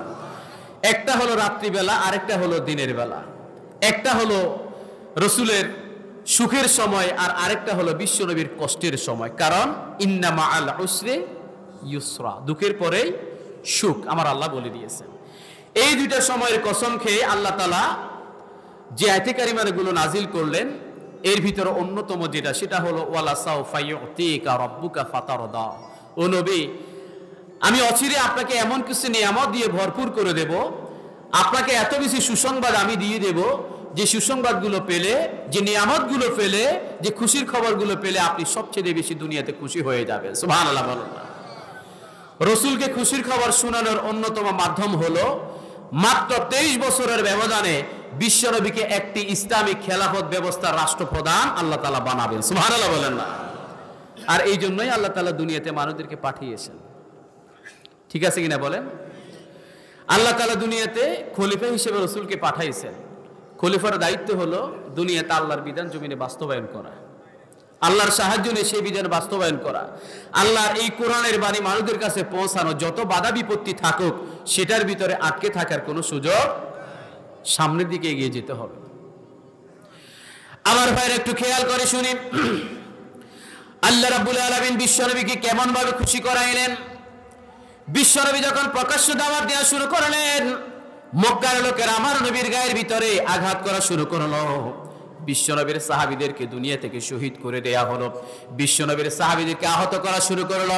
বিশ্বনবী প্রকাশ্যে দাওয়াত দেওয়া যখন শুরু করলেন, এভাবে দাওয়াত দেওয়ার প্রাক্কালে বিশ্বনবী যখন দেখলেন এই মক্কার জমিনে আমার নবীর গায়ের ভিতরে বেশি হিট করা হচ্ছে, ইসলামের বিপক্ষে বেশি অবস্থান নেওয়া হলো, নবী চিন্তা করলেন তায়েফের জমিনের দিকে তিনি চলে যাবেন, সেখানে গিয়ে নানার দেশের আত্মীয় তাদের কাছে কালেমার বাণী পৌঁছাবেন।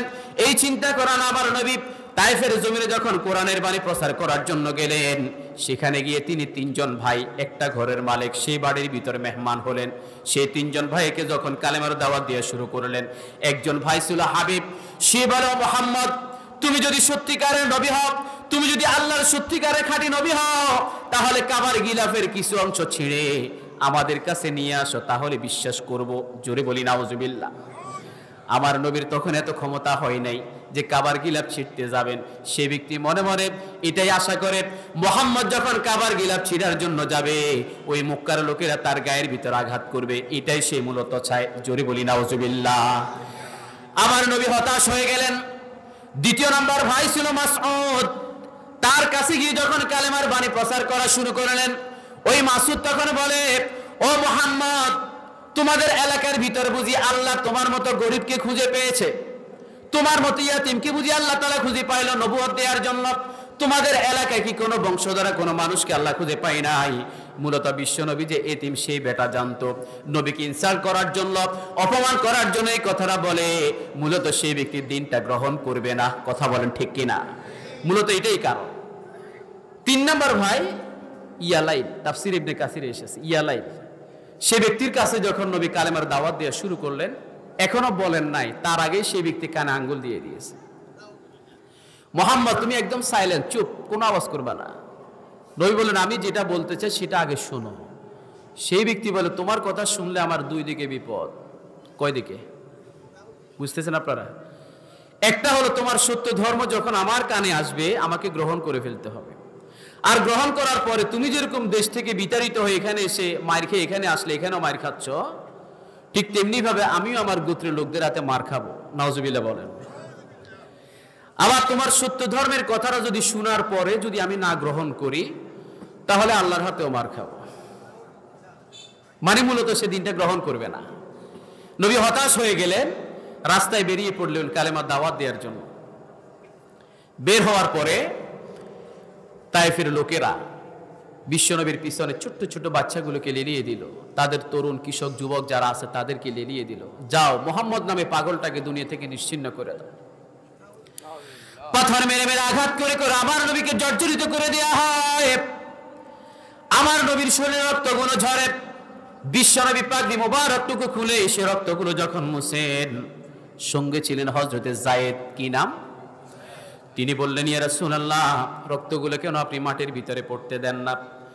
আমার নবী তখন বললেন ও যায়েদ শোনো, এই ব্যক্তিগুলো না বুঝে আমি বিশ্বনবীর গায়ের ভিতরে আঘাত করলো, আমি তো আশা করি তারা কিছুদিন পরেই তারা হয়তো দিনটা গ্রহণ করে মুসলমান হয়ে যাবে, কিন্তু তারা না বুঝে আমার শরীর রক্ত ঝরালো।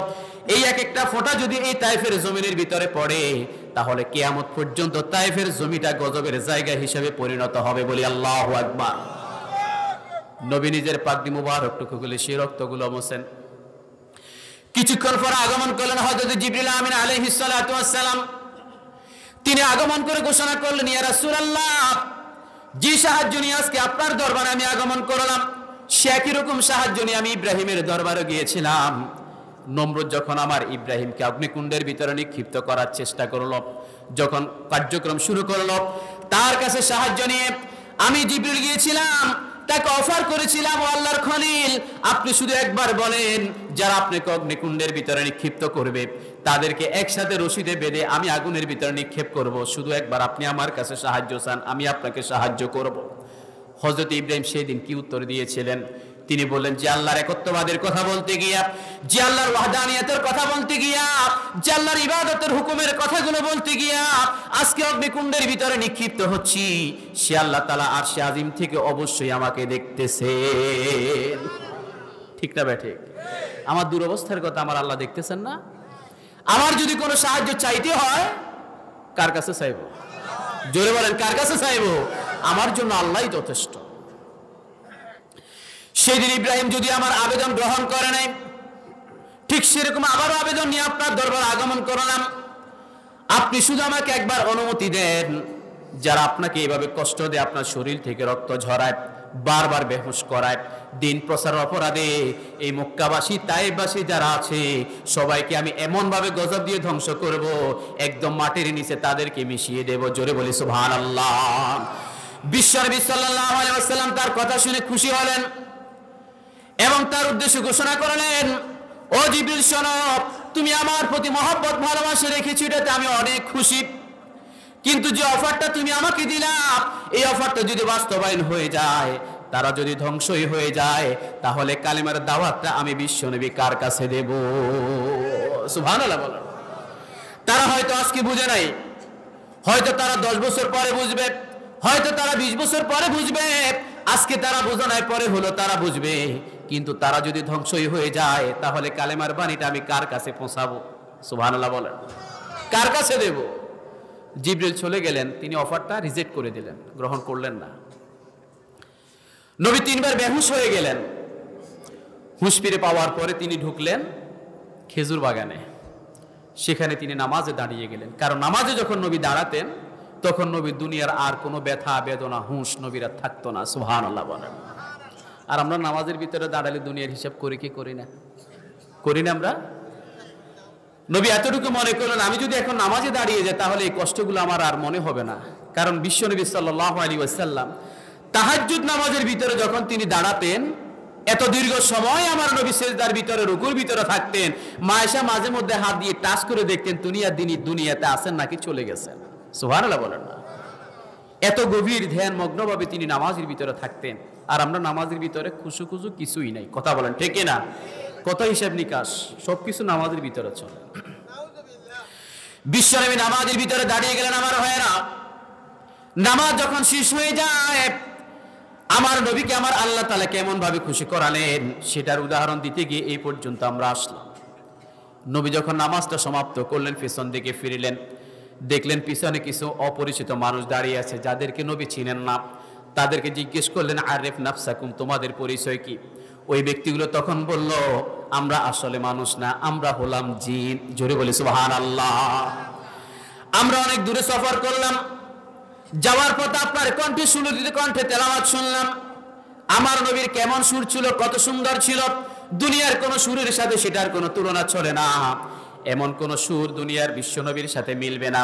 আমার নবীর এত সুন্দর সুললিত কণ্ঠে তেলাওয়াত করতেন, দিনের বেলা যে আবু জেহেল বিশ্বনবীকে কষ্ট দিতেন, আক্রমণ করত, সে আবু জেহেল পর্যন্ত রাত্রিবেলা আমার নবীর ঘরের দরজার সাথে কান লাগিয়ে লাগিয়ে দাঁড়িয়ে থাকে। বলি সুবহানাল্লাহ। নবীর সুর শোনার জন্য রাত্রিবেলা কানটাকে বেড়ার সাথে লাগিয়ে দাঁড়িয়ে থাকে।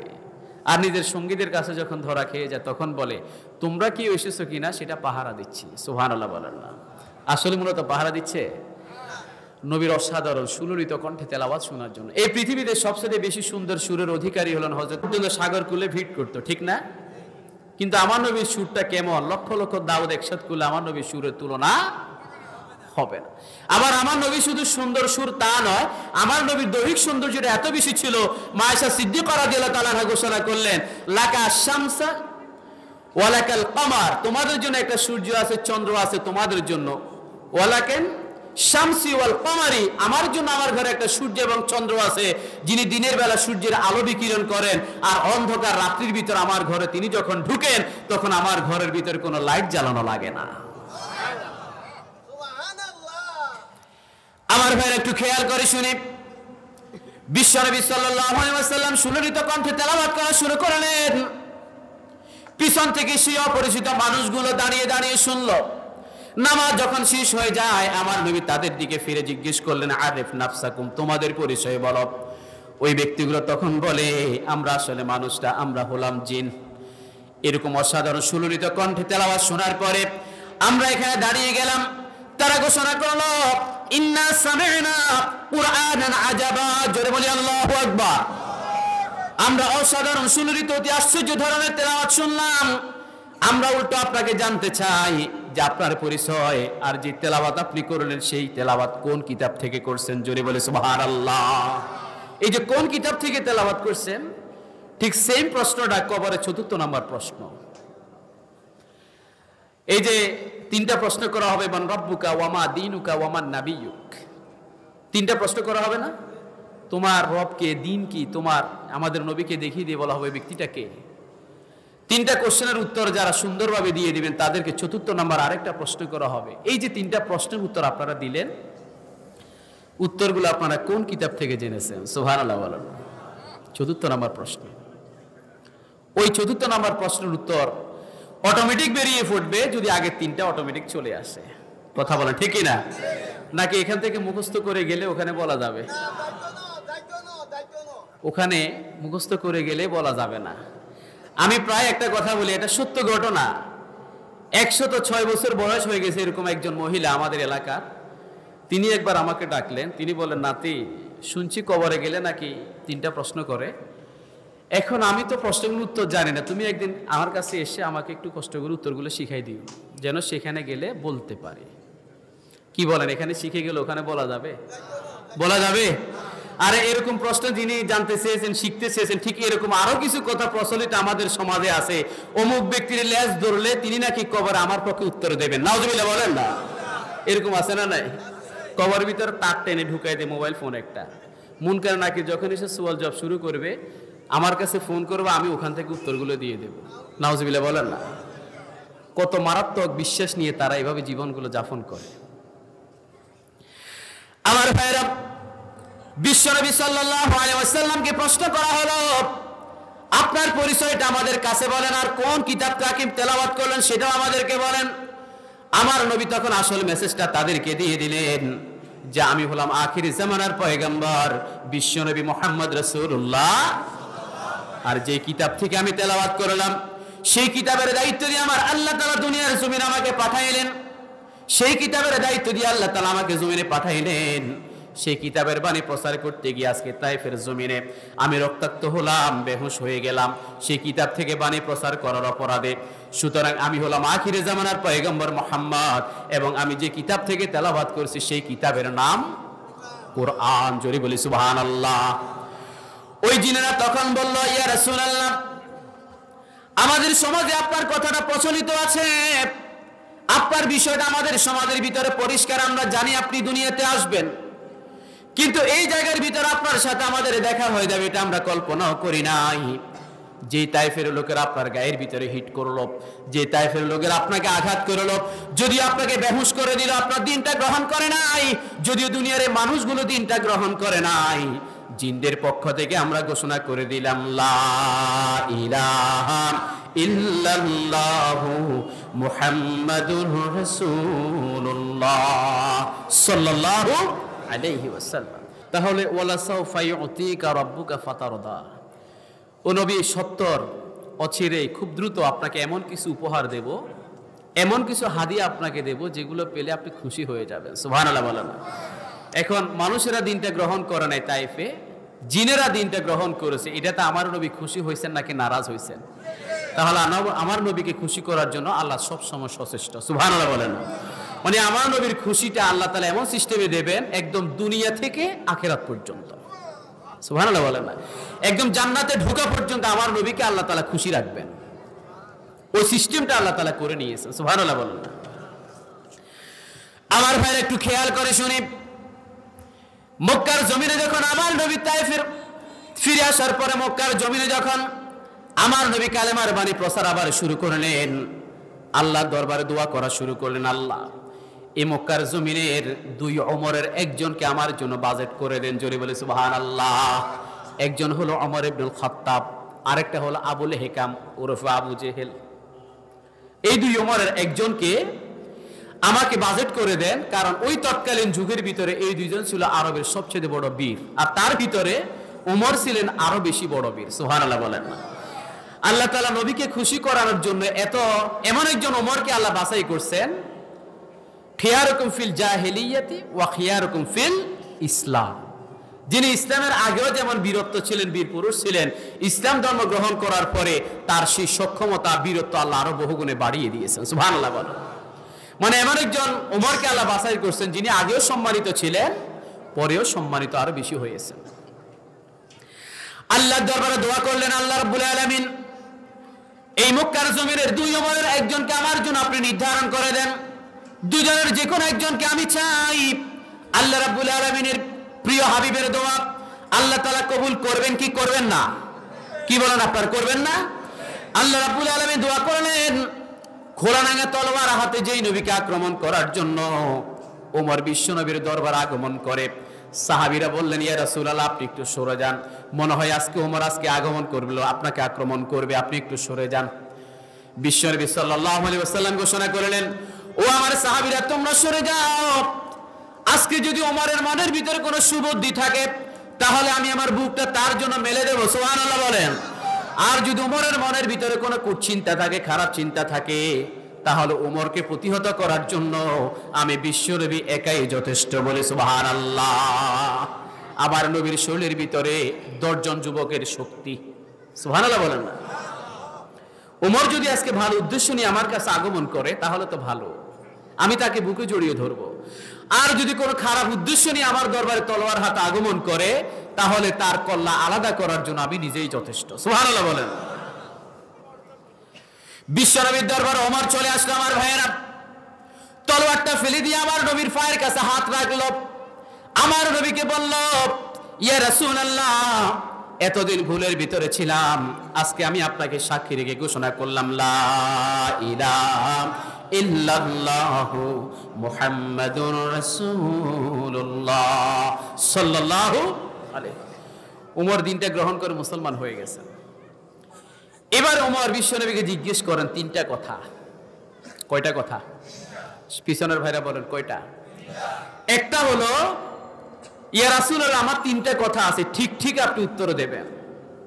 রাসূল বলেন, আমি তোমার সব প্রশ্নের উত্তর দেওয়ার জন্য রেডি। সুবহানাল্লাহ বলেন। 1 নম্বর প্রশ্ন হলো, আমার ভাইরা, আলাইসাল কুরআনুল কিতাবাল হক।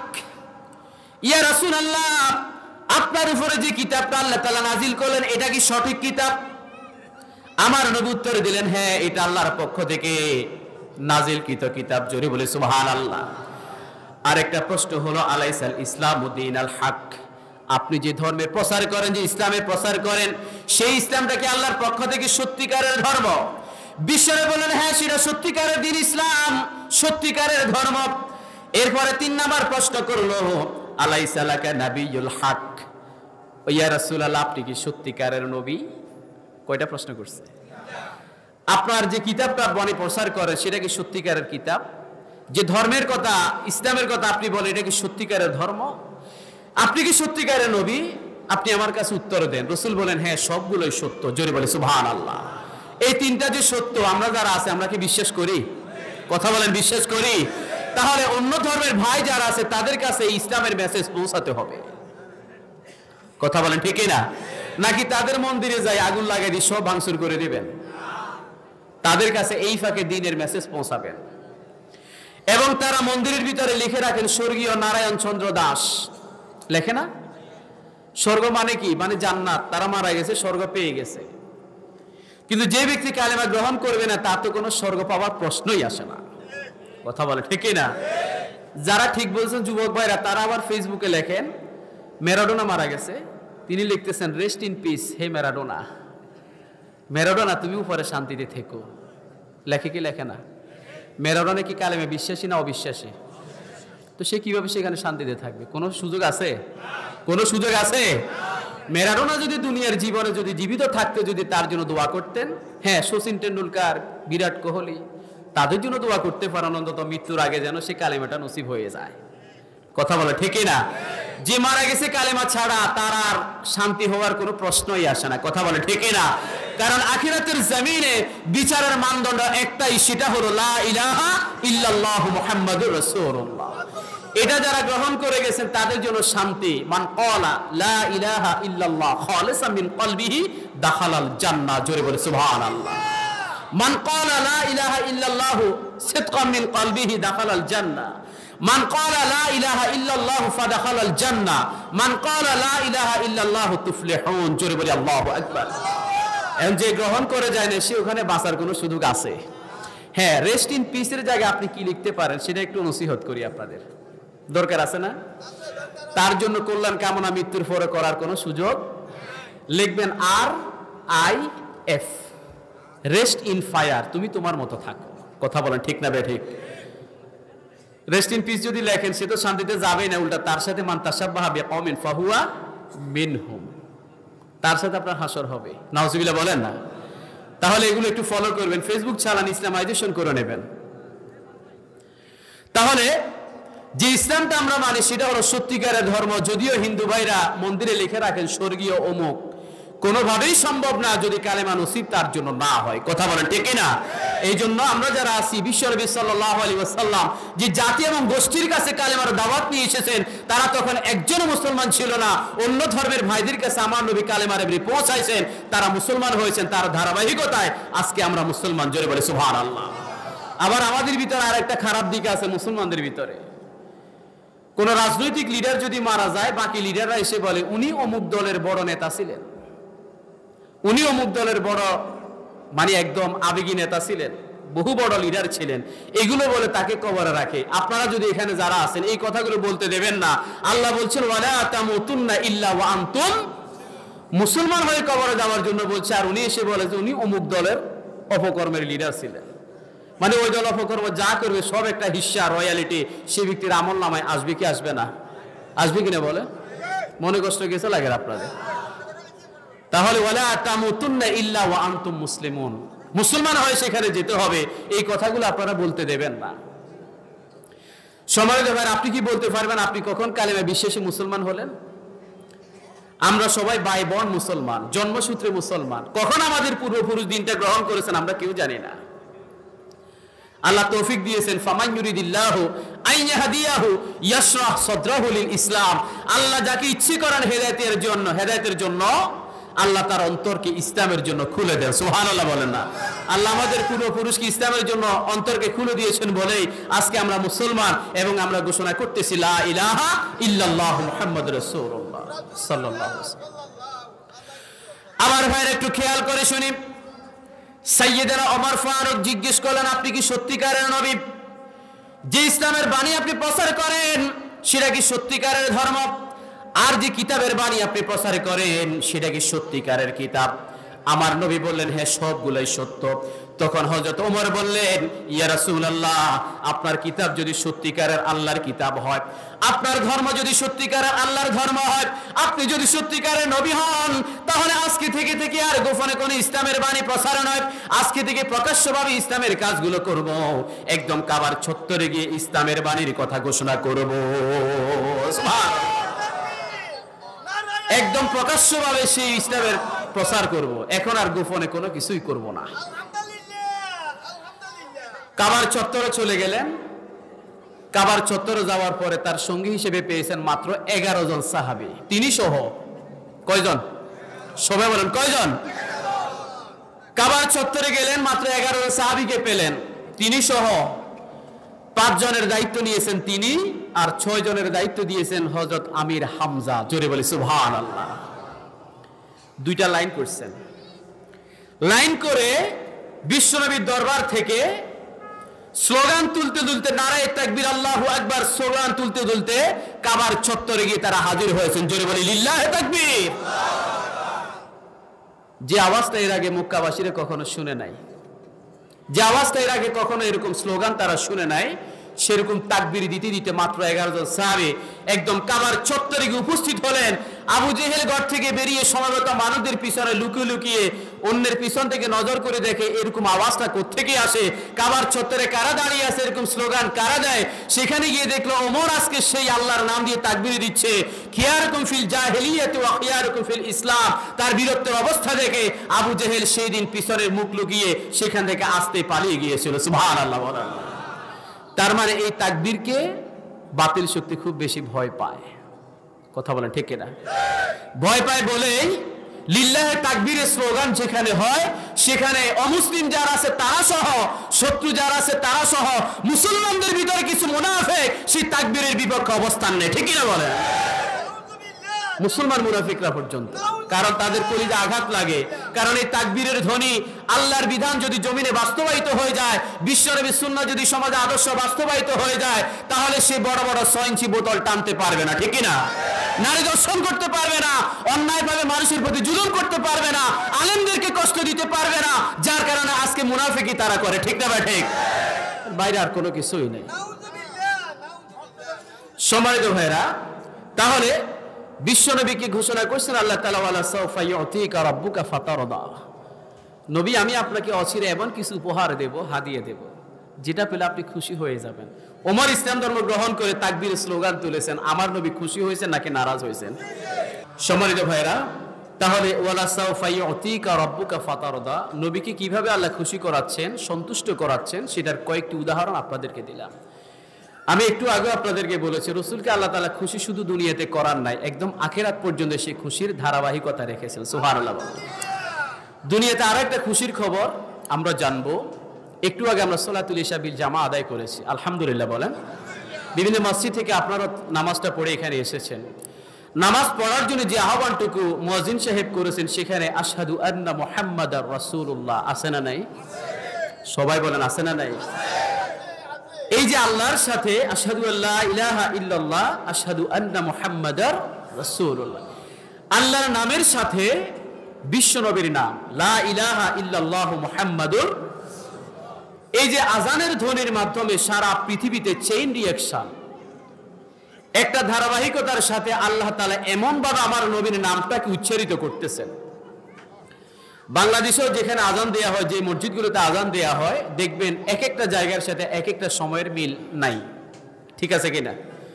অন্ত 5 মিনিট, 4 মিনিট, 3 মিনিট, এভাবে বিভিন্ন ডিফারেন্স আছে, আছে কিনা? ঠিক সারা পৃথিবীতে আল্লাহ তাআলা যেভাবে আজানের ধ্বনিটাকে উচ্চারিত করতেছেন, পৃথিবীর সব জায়গায় আজানের ধ্বনিটাকে যদি একটা চেইন রিঅ্যাকশনের ভিতরে আমরা নিয়ে যাই, চেইন রিঅ্যাকশন, তাহলে দেখা গেল অনবরত আল্লাহর নামের সাথে আমার নবীর নামটা উচ্চারিত হচ্ছে। 1 সেকেন্ডের জন্য আল্লাহ তাআলা আমার নবীর নামটা উচ্চারণ করা ছাড়া কোনো গ্যাপ রাখেন নাই। সুবহানাল্লাহ। তাহলে আল্লাহর নামের সাথে নবীর নাম আছে না নাই? সম্মানিত ভাইরা, এই কথাটা যখন আমার নবীর নামটা উচ্চারিত হচ্ছে, যখন আমার নবী এই নাম উচ্চারিত করার আগেই ওয়া রাফা'না লাকা যিকরাক, এই আয়াতে কারিমা যখন নাজিল হলো, তখন মক্কার আবু জেহেল বলে, মুহাম্মদ, তোমার পরিবারভুক্ত যারা আছে সবাই তো দুনিয়া থেকে আস্তে আস্তে চলে যায়, একটা সময় আসবে তুমি যখন মারা যাবে, তোমার বংশের প্রদীপ জ্বালানোর মতো দুনিয়াতে আর কি অবশিষ্ট থাকবে না। নাউজুবিল্লাহ বলেন। আমার নবীর পুত্র সন্তানগুলো সব মারা গেছে, এটা দেখে তারা এবারে খুশি। মুহাম্মদ, ঠিক আছে, সমস্যা নাই, তুমি কালেমার দাওয়াত দাও, আর আমাদের কোনো আপত্তি নাই, কারণ তোমার আত্মীয় স্বজন সব শেষ, তোমার পুত্রগুলো শেষ, এখন তুমি যদিও মারা যাও, তোমার নামটা নেয়ার মতো আর দুনিয়াতে আর কেউ থাকবে না। কি বলেন? খুরমাওয়ালা বাগানে এই প্যান্ডেল থেকে আমার নবীর নামটা সম্মানের সাথে উচ্চারণ করার জন্য আমরা মনে হয় নাই? আস্তে আওয়াজ কেন? জোরে বলেন, আসি না নাই? আবু জেহেলের নাম সম্মানের সাথে, শ্রদ্ধার সাথে, ভালোবাসার সাথে নেয়ার মতো কে আছেন? কেউ আছে? ইউরিদুনা লিইউতফিউ নূর আল্লাহ, এক ফুৎকারে তারা আল্লাহর দ্বীনের নূরটাকে নিভিয়ে দিতে চেয়েছিল। আল্লাহ তাআলা তাদেরকে নিভিয়ে দিয়েছেন, দ্বীনের নূরটাকে আল্লাহ তাআলা সারা পৃথিবীতে প্রজ্বলিত করে দিয়েছেন। সুবহানাল্লাহ। সেটার অংশ আমরা। আজকে যারা বিশ্বনবীর আওলাদ দাবি করেন তারা সবাই মা ফাতেমার বংশধারা থেকে। চট্টগ্রাম আন্দরকিল্লা শাহিদা মসজিদের সম্মানিত খতিব সৈয়দ আনোয়ার হোসেন তাহির জাবিরি আল মাদানী সাহেব, উনি বিশ্বনবীর বংশধারার একজন সদস্য। সুবহানাল্লাহ। আল্লাহ তাআলা ইচ্ছে করলে পুরুষ নয় নারী দিয়েও বংশধারা ঠিক রাখতে পারেন, সেটা বিশ্বনবীর ক্ষেত্রে একদম প্রমাণিত। সুবহানাল্লাহ বলেন। আর আমাদের সমাজে পুরুষ ছেলে না থাকলে মেয়েরা তো অন্যের ঘর ডেভেলপ করার জন্য চলে যায়, বংশধারা ডেভেলপ করার জন্য। আর পুরুষ থাকলে ঘরে চেরাক জ্বালানোর একজন লোক থাকে।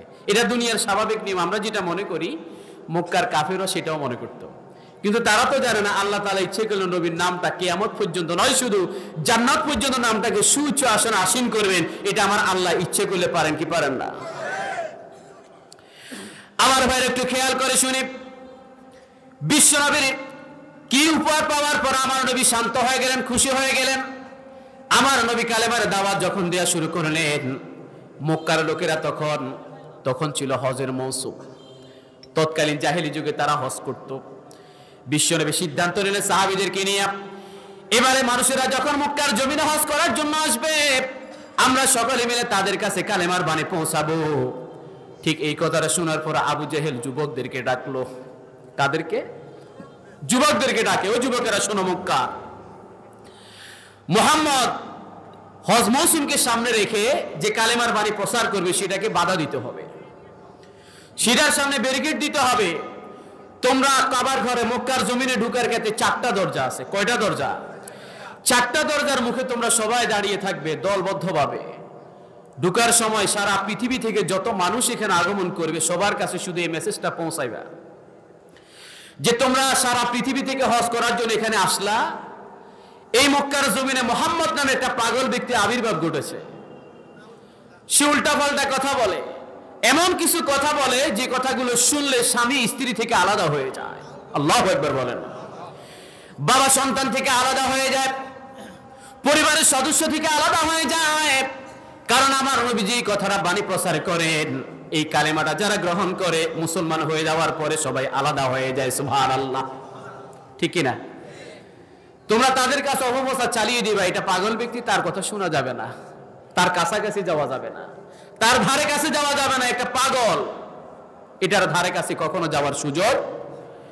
যুবকেরা সিদ্ধান্ত নিল, ঠিক আছে আমরা সিদ্ধান্ত মানবো, আমরা অপপ্রচার চালাবো।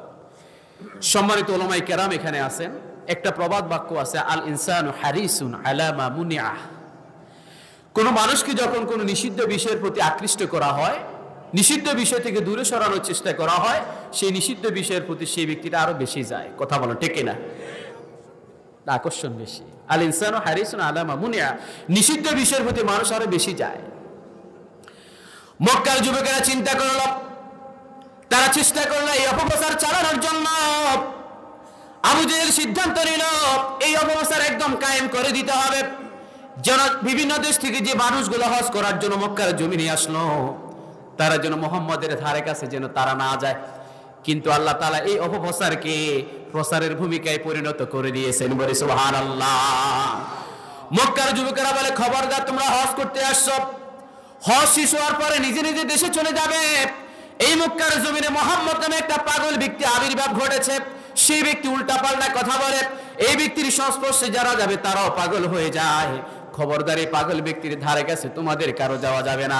ওই ব্যক্তিগুলো তখন বলে, ঠিক আছে আমরা শুনলাম, আর মনে মনে বলে এই পাগলটাকে এক নজর না দেখে আমরা মক্কার জমিন থেকে কেউ যাব না। পাশের জনকে নির্দেশনা দিয়ে রাখে, ভাই এই বেটাগুলো যে কথা বলল, হজ যখন শেষ হয়ে যায় আমার যদি মনের ভিতরে না থাকে তুমি একটু আমাকে স্মরণ করাই দিবা। জোরে বলি সুবহানাল্লাহ। আমার মনে যদি না থাকে তুমি একটু স্মরণ করাই দিবা। এই পাগলটাকে না দেখে আমরা কেউ যাব না। ওই যুবকের অপপ্রচার চালায়, আর হাজী সাহেবান যারা আছে তারা সিদ্ধান্ত নিয়ে বসে আছেন পাগলটাকে দেখবেন। হজ যখন শেষ হয়ে যায় সমস্ত মানুষগুলো দলে দলে বিশ্বনবীর দরজার সামনে ভিড় করে। সাহাবীরা সেখানে দায়িত্ব পালন করেন, একজন একজন করে ভিতরে ঢুকান। ভিতরে ঢুকানোর পরে এত সুন্দর সুস্থি চেহারার একদম লাবণ্যময় একজন মহামানবকে দেখে তার মুখের সুমিষ্ট কথা শুনে এই ব্যক্তিগুলো বলে, এটা কোনো পাগল ব্যক্তি নয়। সুবহানাল্লাহ, এটা কোনো পাগল হতে পারে না। এত সুন্দর চেহারার মানুষ, এত চারিত্রিক সম্পন্ন মানুষ, এত সুমিষ্ট ভাষী একজন মানুষ, তিনি কখনো পাগল হতে পারে না। আমাদের তো মনে হয় এই ব্যক্তিটাকে যারা পাগল বলে দুনিয়ার জমিনে তারাই হলো সবচেয়ে বেশি পাগল, ঠিক না? তারাই হলো সবচেয়ে বেশি পাগল, যারা এত সুন্দর চেহারার মানুষটাকে পাগল বলবে। নবীর সাহাবীরা লাইন দিয়ে সবাইকে একজন একজন করে ঢুকান। এই দরজা দিয়ে মানুষেরা অমুসলিম হয়ে কাফের হয়ে ঢুকে নবীর মুখ নিঃসৃত অমীয় বাণী শুনেন, সুললিত কণ্ঠে তেলাওয়াত শুনেন, কোরআনের বাণী শুনেন, আর আরেক দরজা দিয়ে তারা মুসলমান হয়ে বেরিয়ে যায়। ওয়ালা সাউফা ইউতিকা রাব্বুকা ফাতারদা। নবী, আমি আপনাকে এমন কিছু দেব যেটা পেলে আপনি খুশি হয়ে যাবেন। দেখেন আল্লাহ তাআলা অপপ্রচারটাকে প্রচারের ভূমিকে কেমনি পরিণত করছেন। এখানে তো একটা খুশি আল্লাহ তাআলা করাইছেন, আর আরেকটা খুশি হলো এই ব্যক্তিগুলো এখান দিয়ে ঢুকলো অমুসলিম হয়ে, আর আরেকটা দরজা দিয়ে তারা যখন বেরিয়ে যায় কালেমে বিশ্বাসী হয়ে মুসলমান হয়ে, সেই ব্যক্তিগুলো জমিনে এসে বলে, মক্কার জমিনে, ওই বেটা কারা, তোরা একটু এদিকে আয়। কারা আমাকে এদেরকে নিষেধ করেছিল পাগলটার কাছে না যেতে? এটা তো কোনো পাগল নয়। আমাদের তো মনে হয় তোরা যারা এই মহামানবকে পাগল বলবি, তোরা হলে দুনিয়ার জমিনে সবচেয়ে বড় পাগল, ঠিক না? তোরাই হলে সবচেয়ে বড় পাগল। এটা পাগল হতে পারে না। পাগল এত সুন্দর সুন্দর কথা বলে না, এত সুন্দর চেহারার মানুষ হয় না। আমার নবী কেমন ছিলেন তিনি নিজেই ঘোষণা করলেন, আনা মালিহুন, আমি হলাম লাবণ্যময়। ওয়া আখু ইউসুফ সাবিহুন, আমার ভাই ইউসুফ হলেন সাদা সুন্দর। সুবহানাল্লাহ বলেন না? যে ইউসুফের সৌন্দর্য দেখে মিশরের নারীরা আপেল কাটতে কাটতে আঙ্গুল কেটে ফেলে দিয়েছিল। সুবহানাল্লাহ বলেন। আর মায়েশা সিদ্দিকা রাদিয়াল্লাহু তাআলা আনহা বর্ণনা করলেন, ও মিশরের নারীরা তোমরা শোনো, তোমরা ইউসুফের সৌন্দর্য দেখে তোমাদের আঙ্গুল কেটে ফেলে দিলা, যদি তোমরা আমার মুহাম্মদকে দেখতা তাহলে তোমরা তোমাদের কলিজাকে কেটে ফেলে দিতা। সুবহানাল্লাহ বলেন। আমার নবী এত সুন্দর, এত সুন্দর চেহারার মানুষটা পাগল হতে পারে না, পাগল হবে না। তোমরা যারা তাকে পাগল বলো তোমরাই সবচেয়ে বড় পাগল, ঠিক কিনা? আমার ভাইরা, বিশ্বনবী খুশি হয়েছেন কি হন নাই? অপপ্রচারটাকে আল্লাহ তাআলা প্রচারের ভূমিকায় কেমনে পালন করছেন। এতদিন মক্কার জমিনের ভিতরে কালেমার দাওয়াত সীমাবদ্ধ ছিল। হজ করার জন্য সারা পৃথিবী থেকে মানুষগুলো আসলে, এখন আর কালেমার দাওয়াত মক্কায় সীমাবদ্ধ নাই। তাদের অপপ্রচারটাকে আল্লাহ তাআলা প্রচারে পরিণত করে এই মানুষগুলো দিনটাকে গ্রহণ করে সারা পৃথিবীতে কালেমার দাওয়াত ছড়িয়ে দেওয়ার ব্যবস্থা করে দিয়েছেন আমার। সুবহানাল্লাহ বলেন। ওয়ালা সাউফা ইউতিকা রাব্বুকা ফাতারদা। ও নবী, আমি আপনাকে যা দেব অচিরে সেটা পেলে আপনি খুশি হয়ে যাবেন। বিশ্বনবী সাল্লাল্লাহু আলাইহি ওয়াসাল্লাম দুনিয়ার জমিনে এভাবে বারবার আল্লাহ তাআলা তাকে খুশি করাইলেন। আখিরাতের জমিনে আমার নবীকে কেমন ভাবে আল্লাহ খুশি করাইবেন সেটা একটু আমাদের জানা দরকার, আছে না নাই? আর একটু জোরে বলেন, আছে না নাই? আমার ভাইরা, ফাইদা নুফিকা ফিস সূর, যখন ইসরাফিল আলাইহিস সালাতু ওয়াস সালাম সিংহের ভিতরে ফুঁক দেবেন, মানুষেরা দলে দলে হাসরের ময়দানে অপেক্ষমান থাকবে। কবর থেকে মানুষদেরকে উত্থিত করে হাসরের ময়দানের দিকে নিয়ে যাওয়া হবে তিনটা পদ্ধতিতে। জোরে বলেন কয়টা? সবাই বলেন কয়টা? একটা হলো তাদের জন্য বাহনে করে তাদেরকে নিয়ে যাওয়া হবে, আরেকটা হলো সম্মানের সাথে হেঁটে হেঁটে তাদেরকে নিয়ে যাওয়া হবে। আর যারা দুনিয়ার জমিনে গুনাহগার, নাফরমান, আল্লাহ বিরোধী, কোরআন বিরোধী, নবী বিরোধী, ইসলাম বিরোধী ব্যক্তি যারা আছে, উল্টা পাল্টা চললো, ওই সমস্ত ব্যক্তিদেরকে আল্লাহর ফেরেশতারা উল্টো ভাবে ঝুলিয়ে ঝুলিয়ে মুখের উপরে ভর করে লাথি মেরে মেরে ইয়াদরিবুনা উজুহাহুম ওয়া আদবারাহুম, তাদের মুখের ভিতরে ঘুষি মারা হবে, তাদের পিছনে লাথি মেরে মেরে ওই কবর থেকে হাসরের ময়দানে নিয়ে যাওয়া হবে। আল্লাহর নবীর সাহাবীরা জিজ্ঞেস করলেন, ইয়া রাসূলুল্লাহ, মানুষ তো স্বাভাবিকভাবে সামনের দিকে হেঁটে হেঁটে যাবে, উল্টোভাবে তারা কেমনে যাবে? আমার নবী ঘোষণা করলেন যে আল্লাহ তাআলা পা দিয়ে হাঁটাইতে পারেন, সে আল্লাহ তাআলা ইচ্ছে করলে মুখের উপরে ভর করে হাঁটাইতে পারেন। ঠিক না ভাই? ঠিক। এখন তাদের প্রশ্ন হলো, এবার স্বাভাবিকভাবে না হেঁটে তাদেরকে উল্টোভাবে কেন নিয়ে যাওয়া হচ্ছে? এটা হলো প্রশ্ন। এই প্রশ্নটা আমাদেরও আছে না নাই? আমরা সামনেই হাঁটবো মানে পা দিয়ে, এখন উল্টোভাবে নিয়ে যাওয়া হবে মুখের উপরে ভর করে টেনে হিঁচড়ে জাহান্নামীদেরকে। কেমনে নিয়ে যাওয়া হবে? রাসূল বললেন যে আল্লাহ পা দিয়েও হাঁটাইতে পারেন, সে আল্লাহ ইচ্ছে করলে মুখের উপরে ভর করেও হাঁটাইতে পারেন। এখন উল্টোভাবে নিয়ে যাওয়ার কারণ হলো, সেই বেটাকে বলা হলো আজান দিয়েছে নামাজ পড়ো, সে বলে বাজারে কাজ আছে। এরকম আছে না নাই? তাকে বলা হলো ইসলামী অর্থনীতি বাস্তবায়ন করে, সে বলে না 100 টাকায় 10 টাকার সুদ খাবো, এরকম আছে না নাই? তাকে বলা হবে হারাম কাজ করিও না, মদ খেও না, গাঞ্জা খেও না, বিভিন্ন ধরনের নেশাজাতীয় দ্রব্য গ্রহণ করিও না। সে বলে এটা হচ্ছে দুনিয়ার সাময়িক আনন্দ উল্লাস। নাউজুবিল্লাহ বলেন। আল্লাহ বলছেন সোজা চলো, সে চলেছে কি বলেন উল্টা। এই জন্য আখিরাতের জমিনে উল্টোভাবে নিয়ে যাওয়া হবে। এই উল্টোভাবে নিয়ে যাওয়া মানেই হলো সেই ব্যক্তির জন্য জাহান্নাম আবশ্যিক। জোরে বলি নাউজুবিল্লাহ।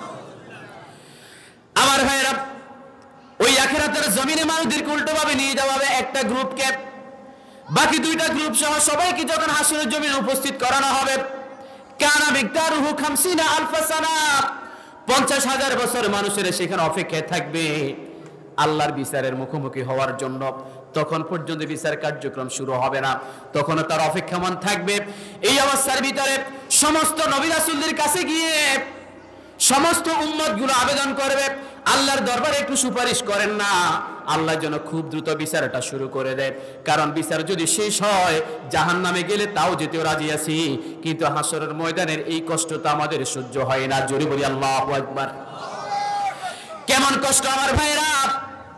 মাথার কাছে চলে আসবে সূর্য, ওই সূর্যের তাপ যখন জমিনের ভিতরে পড়বে, জমিন হয়ে যাবে তামার জমিন। ওই তামার জমিনের তাপটা শরীরের ভিতরে প্রবাহিত হয়ে মাথার মগজের ভিতরে গিয়ে হিট করবে। যারা জাহান্নামী, তারা পাপিষ্ঠ, যারা গুনাহগার, তাদের মাথার মগজগুলো টকবক করে ফুটতে ফুটতে ছিটকে ছিটকে বেরিয়ে পড়বে। জোরে বলি নাউজুবিল্লাহ। মানুষেরা তাদের ঘামের ভিতরে গোসল করবে, সাঁতার কাটবে, যার যার আমলের আলোকে। ওই অবস্থার ভিতরে দুই ধরনের ছায়া, দুই ধরনের পানি আমার আল্লাহ তাআলা ব্যবস্থা করবেন। মানুষেরা হুফাতান উরাতান মুশাতান গুরলা, উলঙ্গ, খালি পা এবং খতনাবিহীন অবস্থা অপেক্ষমান থাকবে। এক ধরনের ছায়া হলো আরশে আজিমের ছায়া। যারা আল্লাহর নেককার গোলাম, ওই সমস্ত ব্যক্তিদের জন্য আল্লাহ তাআলা আরশের ছায়ার ব্যবস্থা করবেন এবং তাদের জন্য হাউজে কাউসারের পেয়ালা বাজেট করবেন। বলি সুবহানাল্লাহ। আর আরেক ধরনের ছায়া হলো যারা উল্টোভাবে গেছে তাদের জন্য জাহান্নামের আগুনটাকে মেঘমালার মতো করে আল্লাহ তাআলা তাদের মাথার কাছে নিয়ে আসবেন। নাউজুবিল্লাহ বলেন। দূর থেকে দেখলে মনে হবে এটা কোনো ছায়া, আসলে এটা কোনো ছায়া না, এটা ওয়াকুদুহান নাস ওয়াল হিজারা, মানুষ এবং পাথর দ্বারা তৈরি হানজালের আগুন দুনিয়ার আগুনের চাইতে 70 গুণ বেশি পাওয়ারফুল। আল্লাহু আকবার। 70 গুণ বেশি ক্ষমতা সম্পন্ন। দুনিয়ার একটা মোমবাতি যখন জ্বালায় 2-3 সেকেন্ড আঙ্গুলটা দিয়ে রাখতে পারবেন কে? আখিরাতের সেই জাহান্নামের 70 গুণ বেশি পাওয়ারফুল সে আগুনের ভিতর আমরা কেউ জ্বলতে চাই না। কথা বলেন ঠিক না? সেই জন্য আল্লাহর কাছে সবসময় দোয়া করবেন, আল্লাহ আমরা আপনার বিচার চাই না, আপনার দয়া চাই। সুবহানাল্লাহ বলেন। বিচার চাই না, দয়া চাই আল্লাহ। বিচার যদি শুরু হয় বাঁচার কোনো সুযোগ নেই। এই যে এই অবস্থার ভিতরে মানুষের হাহাকার শুরু হয়ে যাবে। নবী রাসূলদের কাছে গিয়ে বলবে, আল্লাহর দরবারে একটু বলেন না যেন আল্লাহ একটু বিচারটা শুরু করে দেয়। বিচার শেষ হওয়ার পরে যদি জাহান্নামে যাইতে হয় তাও যেতে রাজি আছি, কিন্তু এরকম বিচারের অপেক্ষায় হাসরের জমিনে এভাবে এতদিন অনিশ্চিতভাবে দাঁড়িয়ে থাকতে, বসে থাকতে আমরা রাজি নাই। আমার ভাইরা, আমার নবীকে আল্লাহ তাআলা কেমন খুশি করাচ্ছেন আখিরাতের জমিনে। প্রথমে বিশ্বনবী ঘোষণা করলেন, ওই আখিরাতের জমিনে আমি শাফায়াতকারী হিসেবে আবির্ভূত হব, আল্লাহর দরবারে আমি সুপারিশ করব, শাফায়াতের কান্ডারি হলাম আমি।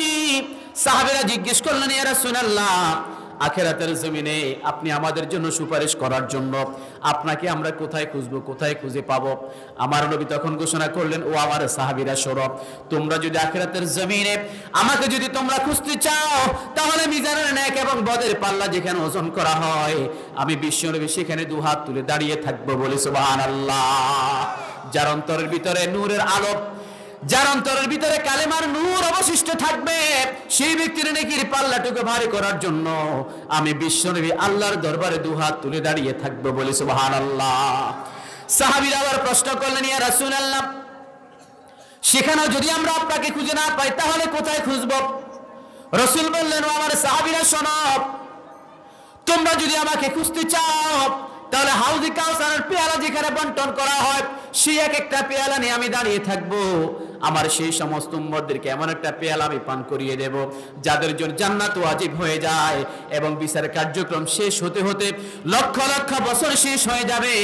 যে ব্যক্তি এক পেয়ালা হাউজে কাউসার পান করবেন, সেই ব্যক্তির দ্বিতীয়বার আর কোনো তৃষ্ণা পাবে না। সুবহানাল্লাহ। লক্ষ লক্ষ বছর শেষ হয়ে যাবে, সেই ব্যক্তির আর কোনো তৃষ্ণা পাবে না। সাহাবীরা আবার প্রশ্ন করলেন, ইয়া রাসূলুল্লাহ, সেখানেও যদি আমরা আপনাকে খুঁজে না পাই তাহলে কোথায় খুঁজব? বিশ্বনবী বললেন, আমার সাহাবীরা শোনো, বান্দা জান্নাতে যাক আর জাহান্নামে যাক, পুল সিরাত কিন্তু তাকে পার হতেই হবে, ঠিক কি না? গ্রাম অঞ্চলে একটা কথা আছে, মুর্দা জান্নাতে যাক আর দুজকে যাক, খয়রাতের পয়সা মাফ নাই, আসেনি কথাটা? মানে কথাটা এরকম বললাম আর কি, কথাটা প্রচলিত গ্রাম অঞ্চলে। আপনি আমি জান্নাতে যাই আর যারা জাহান্নামে যায়, যেখানেই যাই, পুল সিরাত কিন্তু সবাইকে পার হতে হবে। এটা কারোর জন্য হয়ে যাবে, কিছু দেখা যায় না এখানে, কেমনে যাব? এখানে তো কিছুই দেখা যায় না। আর কারোর জন্য হয়ে যাবে যমুনা সেতু, একদম হেলে দুলে সুন্দরভাবে পুল সিরাত পার হয়ে যাবে। সুবহানাল্লাহ বলেন। আল্লাহ আমাদেরকে চোখের পলকে পুল সিরাত পার হওয়ার তৌফিক দান করুন। পুল সিরাত কার জন্য আলোকিত হবে, একটা আমল একটু জেনে নেওয়া দরকার আছে না নাই? ফাঁকে ফাঁকে কিছু আমল শেখা দরকার আছে। যে ব্যক্তি রাসূলের নাম শুনবে, দরুদ এবং সালাম পৌঁছাবে, সাল্লাল্লাহু, সবাই বলেন সাল্লাল্লাহু, তাহলে সেই ব্যক্তি নূরের আলো নিয়ে চোখের পলকে পুল সিরাত পার হয়ে যাবে। সুবহানাল্লাহ। এই আমলটা করতে পারবো না আমরা? রাসূলের নাম শোনার পর আমরা সবাই কি পড়বো? সাল্লাল্লাহু আলাইহি ওয়াসাল্লাম। আমার নবী ঘোষণা করলেন, বান্দা জান্নাতে যাক আর জাহান্নামের ভিতরে যাক, পুল সিরাত কিন্তু তাকে পার হতেই হবে। যে ব্যক্তির অন্তরের ভিতরে নূরের আলো অবশিষ্ট থাকবে, সেই ব্যক্তিকে চূড়ান্তভাবে পুল সিরাত পার হওয়ার জন্য আমি বিশ্বনবী পুল সিরাতের গোড়ায় আল্লাহর দরবারে দুহাত তুলে দাঁড়িয়ে থাকবো, বলি সুবহানাল্লাহ। দুহাত তুলে দাঁড়িয়ে থাকবো। নবী 3 জায়গায় আমাদের জন্য শাফায়াতের জন্য দোয়া করার জন্য থাকবেন, এটা হলো বিচ্ছিন্ন ভাবে। আর স্পেশালি ওয়ালা সাউফা ইউতিকা রাব্বুকা ফাতারদা, আখিরাতের জমিনে নবীকে স্পেশাল অনার কোনটা করবেন আল্লাহ, সেটা হলো সমগ্র মানুষগুলো 50,000 বছর, কানা মিকদারুহু 50 আলফা সানা, ইয়া নফসি করবে আকাশের দিকে তাকিয়ে। আর আমার নবী মাকামে মাহমুদ একটা জায়গা আছে, সেই জায়গায় সেজদার ভিতরে পড়ে পড়ে আমার নবী উচ্চারণ করবেন, রব্বি হাবলি উম্মতি, জোরে বলি আল্লাহু আকবার। একটু জিকির করি লা ইলাহা। আমার মনে হয় ওই যে ঘরের উপরে কিছু বিছাই দেন, এখানে কিছু ভাই বসতে পারবেন, আর ফাঁকে কিছু খালি জায়গা আছে। আমার আব্দুল হক নিজামী ভাই অনুরোধ করছেন একটু সামনে চলে আসার জন্য। আপনারা কি জায়গাগুলো ফিল আপ করতে পারবেন? জিকির করতে করতে সামনে চলে আসেন। জিকির করি লা ইলাহা,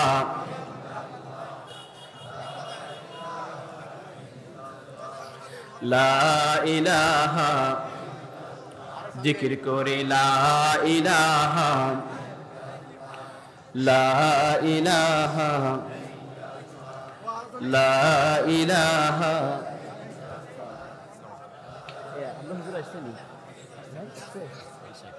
জিকির করে লা ইলাহা, হ্যাঁ বসেন বসেন, লা ইলাহা, লা ইলাহা, লা ইলাহা ইল্লাল্লাহু মুহাম্মাদুর রাসূলুল্লাহ সাল্লাল্লাহু আলাইহি ওয়াসাল্লাম। সম্মানিত ভাইরা, আপনাদের কষ্ট হচ্ছে? আওয়াজ নাই। আপনাদের কষ্ট হচ্ছে? কথা কি চলবে? আমাদের সম্মানিত আলহামদুলিল্লাহ, অল্প সময়ের ভিতরে তিনি মঞ্চে যাবেন। মনের আশার আগ মুহূর্ত পর্যন্ত আমি আপনাদের সাথে আছি। আপনাদের আপত্তি নাই তো? পুরো থেকে কথা বলছিলাম।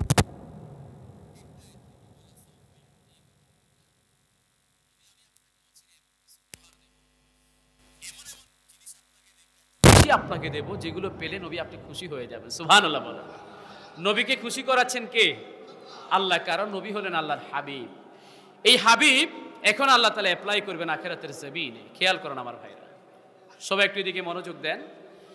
সম্মানিত ভাইরা, বিচ্ছিন্নভাবে নবী তো শাফায়াত বা দোয়া করবে, সেগুলো আলাদা বললাম। অনেকগুলোর ভিড়ে কিছু আপনাদেরকে বললাম। স্পেশালি বিশ্বনবী মাকামে মাহমুদের ভিতরে সিজদায় আছেন। কানা মিকদারুহু 50 আলফা সানা, 50,000 বছর আমার নবী সেখানে সিজদার ভিতরে থেকে শুধু উচ্চারণ করেন, রব্বি হাবলি, জোরে বলেন রব্বি হাবলি উম্মতি, রব্বি হাবলি উম্মতি, আমার উম্মতকে বাঁচান, আমার উম্মতকে বাঁচান। সমগ্র মানুষগুলো ইয়া নফসি করবে। বিভিন্ন নবী রাসূলদের কাছে গিয়ে বলবে, ও আল্লাহর নবী এবং রাসূলেরা, আল্লাহর দরবারে একটু সুপারিশ করে দেন না। আর কতদিন আমাদেরকে এভাবে ইয়া নফসি করা লাগবে? আমাদের তো কষ্ট হয়, আমাদের তো সহ্য হয় না। সবাই তখন অপারগতা প্রদর্শন করবে, সবাই নিজের ভুলের কারণে আল্লাহর কাছে লজ্জিত থাকবে। হযরত ঈসা রূহুল্লাহ আলাইহিস সালাতু ওয়াস সালাম সমস্ত উম্মতদেরকে ঘোষণা করবেন, আজকে তোমরা আমাদের কাছে এসে তোমাদের কোনো লাভ, আমাদের কাছে এসে তোমাদের কোনো লাভ নাই। আজকে যদি আল্লাহর দরবারে কে সুপারিশ করতে পারেন, তিনি একজন করতে পারবেন, তিনি হলেন আমার নবী, বিশ্বনবী মুহাম্মদ রাসূলুল্লাহ সাল্লাল্লাহু আলাইহি ওয়াসাল্লাম। আজকে আখিরি জামানার পয়গম্বর বিশ্বনবীর কাছে চলে যাও, আল্লাহর দরবারে সুপারিশ যিনি করতে পারবেন একমাত্র তিনিই করতে পারবেন। সমগ্র মানুষগুলো আমার নবীর দরবারে চলে আসবেন, এই যে আমার নবীর কাছে এসে আপিল করবেন আল্লাহর দরবারে সুপারিশ করার জন্য। সেই কথাকে সামনে রেখে আমার নবী নিজের সম্পর্কে বললেন, আনাল হাসির, আমি হলাম হাসরের ময়দানে সমস্ত উম্মতদেরকে আমার পায়ের কাছে একত্রিতকারী। সুবহানাল্লাহ বলেন, আমার পায়ের কাছে একত্রিতকারী।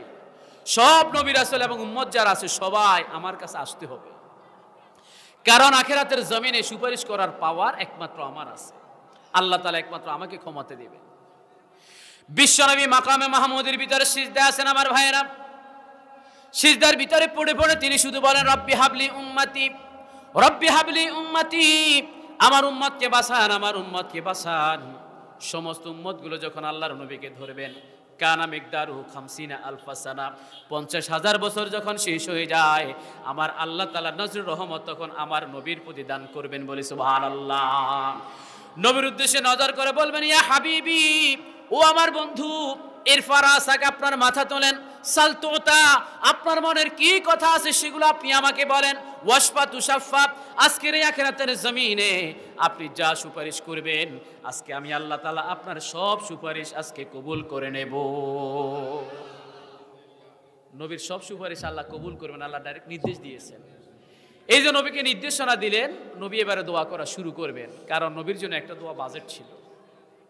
সব নবী রাসূলের জন্য একটা দোয়া বাজেট ছিল, সব নবী রাসূল দুনিয়াতে করে নিয়েছেন। কিন্তু আমার নবী দুনিয়াতে শত কষ্টের ভিতরে থেকেও, শত নির্যাতনের ভিতরে থেকেও নিজের জন্য দোয়াটা করেন নাই। ইন্নী আখতাবিউ শাফাআতান লি উম্মতি ইলা ইয়াউমিল কিয়ামা, মানে আখিরাতের জমিনে আমার উম্মতের জন্য দোয়াটা আমি রেখে দিয়েছি, আমাদের জন্য আমার নবী দোয়াটা রেখে দিয়েছে। সুবহানাল্লাহ বলেন। বিশ্বনবী তায়েফের জমিনে নির্যাতনের শিকার হলেন, তিনি 3 বার বেহুশ হয়ে গেলেন। হুঁশ ফিরে পাওয়ার পরে নামাজে না দাঁড়িয়ে তিনি কি আল্লাহ দরবারে হাত তুলে দোয়া করতে পারতেন না, আল্লাহ যারা আমাকে বেহুশ করছে, রক্ত ঝরিয়েছে, আল্লাহ তাদের ধ্বংস করে দেন, এই দোয়া কি নবী করতে পারতেন না? নবী যে 3 বছর জেল খেটেছেন এটা কি আপনারা জানেন? নবী 3 বছর জেল খেটেছেন শিয়াবে আবি তালিব জায়গার ভিতরে। এখন নবী জেল খেটেছেন, নবীর আলেমেরাও জেল খাটে, কথা বলেন ঠিক কি না? কিছু নবীর সুন্নাহ, এটা কিয়ামত পর্যন্ত চলবে। নবীর খাঁটি আশিক উম্মত যারা আছে তারা কখনো হতাশ হবে না, কথা বলেন ঠিক কি না? হতাশ হবে কোনো সমস্যা নেই, এটা তো দুনিয়ার সিস্টেম। আর দুনিয়া সিজদুল লিল মুমিনিন, মুমিনদের জন্য দুনিয়াটা হচ্ছে একটা জেলখানা, কথা বলেন ঠিক না বেঠিক? আর কাফিরদের জন্য বালাখানা, কি আর আমায় শান্তিতে আছে। মানে অট্টালিকার পর অট্টালিকা তারা তৈরি করে, কোটি কোটি টাকা তারা মালিক বনে যায়, আর দ্বীনের প্রচার করার অপরাধে শক্ত ফ্লোরের ভিতরে ঠান্ডার ভিতরে আল্লাহর গোলামেরা শুয়ে থাকে। এরকম রেকর্ড আছে না নাই? এটা কিয়ামত পর্যন্ত চলবে, দুনিয়ার সিস্টেম। সম্মানিত ভাইরা, তাহলে নবী 3 বছর জেল খেটেছেন। প্রথম বছর তারা খাইছেন তাদের সাথে পশুগুলো, দ্বিতীয় বছর তাদের খাদ্য নাই, পশুর চামড়াগুলো জ্বালিয়ে জ্বালিয়ে তারা খেয়ে ক্ষুধা নিবারণ করেছেন। 3 নম্বর বছর আর তো সেগুলো না, এবারে গাছের পাতা, শিকল বাকল সেগুলো ছাগলের মতো চিবিয়ে চিবিয়ে খেয়েছেন, এবং তাদের পায়খানাগুলো হয়ে গেছে ছাগলের পায়খানার মতো। এই যে যখন খাদ্য তাদের জন্য নাই, সব অবরোধ করে দেয়া হলো, এই অবস্থার ভিতরে আমার নবী যদি আল্লাহর কাছে দোয়া করতেন, আল্লাহ খাদ্যের ব্যবস্থা করেন, আল্লাহ কি জান্নাত থেকে খাদ্যের ব্যবস্থা করতেন না? কি বলেন আপনারা? নবী পেটের সাথে পাথর বেঁধেছেন দ্বীনের জন্য, পেটের সাথে পাথর বেঁধেছেন, এটা বলে বলে চোখের পানি আমরা ফেলি। কি কারণে পাথর পেটের সাথে বেঁধেছেন সেই কথাটা আমরা খোঁজার চেষ্টা করি না, ঠিক কিনা বলেন? দ্বীনের জন্য, ইসলামের জন্য, আল্লাহর হুকুম পালনের জন্য।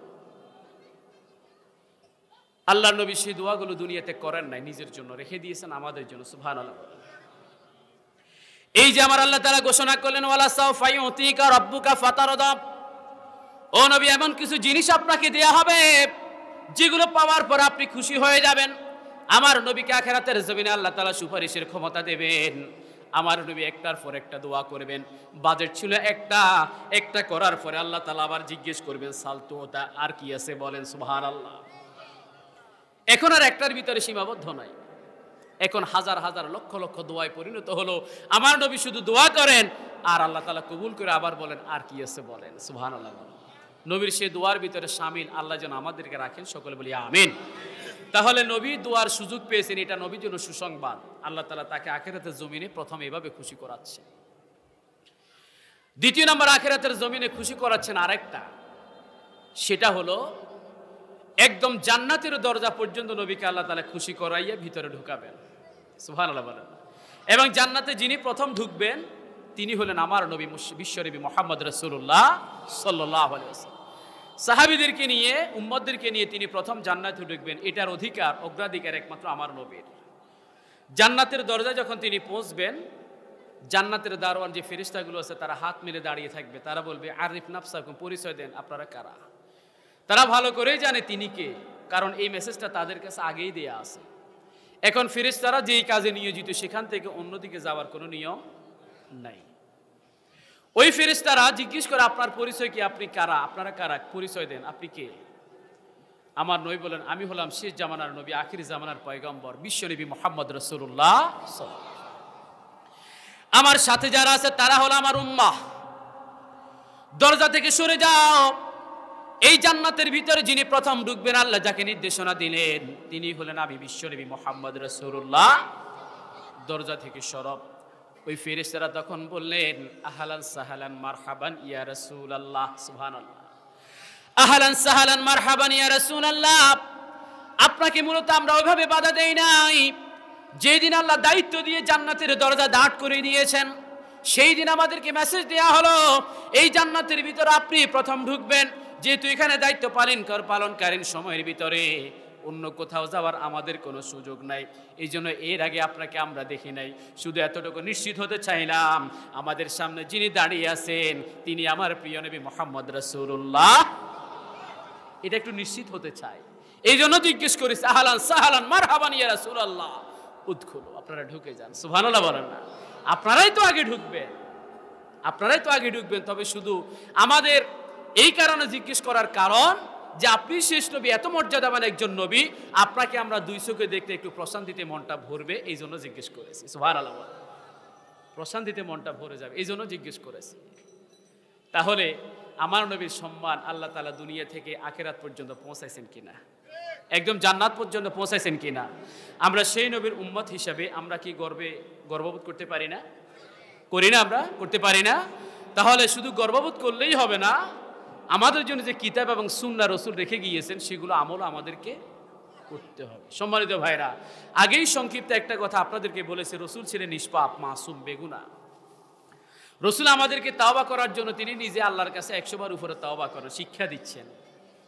আমাদেরকে আল্লাহর কাছে বেশি বেশি তাওবা করতে হবে, দুনিয়ার পাপ থেকে মুক্ত থাকতে হবে। কোরআন যেভাবে বলেছে, রাসূল যেভাবে বলেছেন সেভাবে আমাদেরকে চলতে হবে। কথা বলেন ঠিক না? সেই জন্য আজকের মাহফিলগুলো আমাদের শিক্ষণীয় বিষয়। আমার ভাইরা যে কষ্ট করে মাহফিলটা আয়োজন করেছেন উনাদেরকে ধন্যবাদ এবং সাধুবাদ জানাই, মুবারকবাদ জানাই। আমাদেরকে এরকম কিছু মাহফিলের মাধ্যমে কিছু দিন শিখার জন্য ব্যবস্থা করে দিয়েছেন, আলহামদুলিল্লাহ। পাশাপাশি রাসূলের হাদিস থেকে একটা কথা বলেই আজকের আলোচনা আমি শেষ করব। আমার নির্দিষ্ট সময় 9:45 পর্যন্ত ছিল, আমার সময় শেষ। আমি শুধু বলবো, বিশ্বনবী সাল্লাল্লাহু আলাইহি ওয়াসাল্লাম বলছেন ইন্নাল্লাহা ইয়াকবালু তাওবাতাল আবদ হাত্তা তাতলুআ আশ-শামসু মিন মাগারিবিহা। ইন্নাল্লাহা ইয়াকবালু তাওবাতাল আবদ হাত্তা মা লাম ইউগারগির। রাসূল বললেন বান্দার তাওবা আল্লাহ কবুল করার দুইটা সময় বাইন্ডিং করে দিয়েছেন। একটা হলো গড়গড় শব্দ শুরু হয়ে যাওয়ার আগ মুহূর্ত পর্যন্ত, মালাকুল মউত যখন গলা চেপে ধরবেন। আরেকটা হলো সূর্য পশ্চিম দিকে উদিত হওয়ার আগ মুহূর্ত পর্যন্ত। এখন আপনারা শুধু আমাকে বলেন মালাকুল মউত আমার কাছে কখন আসবেন? গ্রামীণ ফোন কোম্পানির মেসেজ দিয়ে জানিয়ে দেবেন তুমি রেডি হও, আগামীকাল সকাল 9:30 তোমার জান কবজ করা হবে। এটা বলে দেবেন মনে হয়, কি বলেন আপনারা? কিয়ামত কখন হবে, সূর্য কোন দিন পশ্চিম দিকে উদিত হবে, এটা কি আমরা জানি? তাহলে তার আগেই আমাদের তওবা করতে হবে। কথা বলেন ঠিক না ঠিক? সেই তওবা করার জন্য আগামীকাল সকাল পর্যন্ত অপেক্ষা করার সুযোগ নাই। তওবা যদি করতে হয়, আল্লাহর কাছে ফিরে যেতে হয়, তাহলে এখনই আল্লাহর কাছে তওবা করে ফিরে যেতে হবে, ঠিক কিনা? এটাই হোক আমাদের জন্য শিক্ষা। সম্মানিত ভাইরা, শুরু থেকে আপনাদের কাছে কয়েকটা আমল সহ সূরাতুদ দুহার ৫ম নম্বর আয়াত, ওয়ালা সাউফা ইউতিকা রাব্বুকা ফাতারদা। নবীকে কিভাবে আল্লাহ খুশি করিয়েছেন এবং করাবেন আখিরাতের জমিনে, সেই বিষয়টা নিয়ে সংক্ষেপে কথা বলেছি। এই কথাগুলো কি আমরা সবাই বুঝতে পেরেছি? সবাই বলেন নাই মনে হয়? কথাগুলো বোঝা গেছে? এখান থেকে কি আমরা কিছু শিখতে পেরেছি কিনা? তাহলে আমি একটু অনুরোধ করবো আপনাদেরকে, কথাগুলো যতটুকু আমরা শুনলাম, এই কথাগুলো আমাদের ঘরে গিয়ে আমাদের মা বোন যারা আছেন, সন্তানাদি যারা আছেন, যারা আসতে পারেন না, তাদের কাছে পৌঁছাবো ইনশাআল্লাহ। ইনশাআল্লাহ বলেন। খাওয়ার টেবিলে, পড়ার টেবিলে তাদেরকে নসিহত করব, যেন এই সন্তান আমার জান্নাতে যাওয়ার কারণ হয়। ইনশাআল্লাহ বলেন। এই পরিবার সহ একসাথে যেন জান্নাতে থাকতে পারি, আর আমলমুখী জীবন আমরা গঠন করার চেষ্টা করব। এরকম একটি মাহফিল জান্নাতে আমরা একসাথে করতে চাই। জোরে বলি ইনশা আল্লাহ কবুল করুন। সকলে বলি আমিন। ওয়ামা তৌফিক ইল্লা বিল্লাহ। আসসালামু আলাইকুম ওয়া রাহমাতুল্লাহি ওয়া বারাকাতুহু।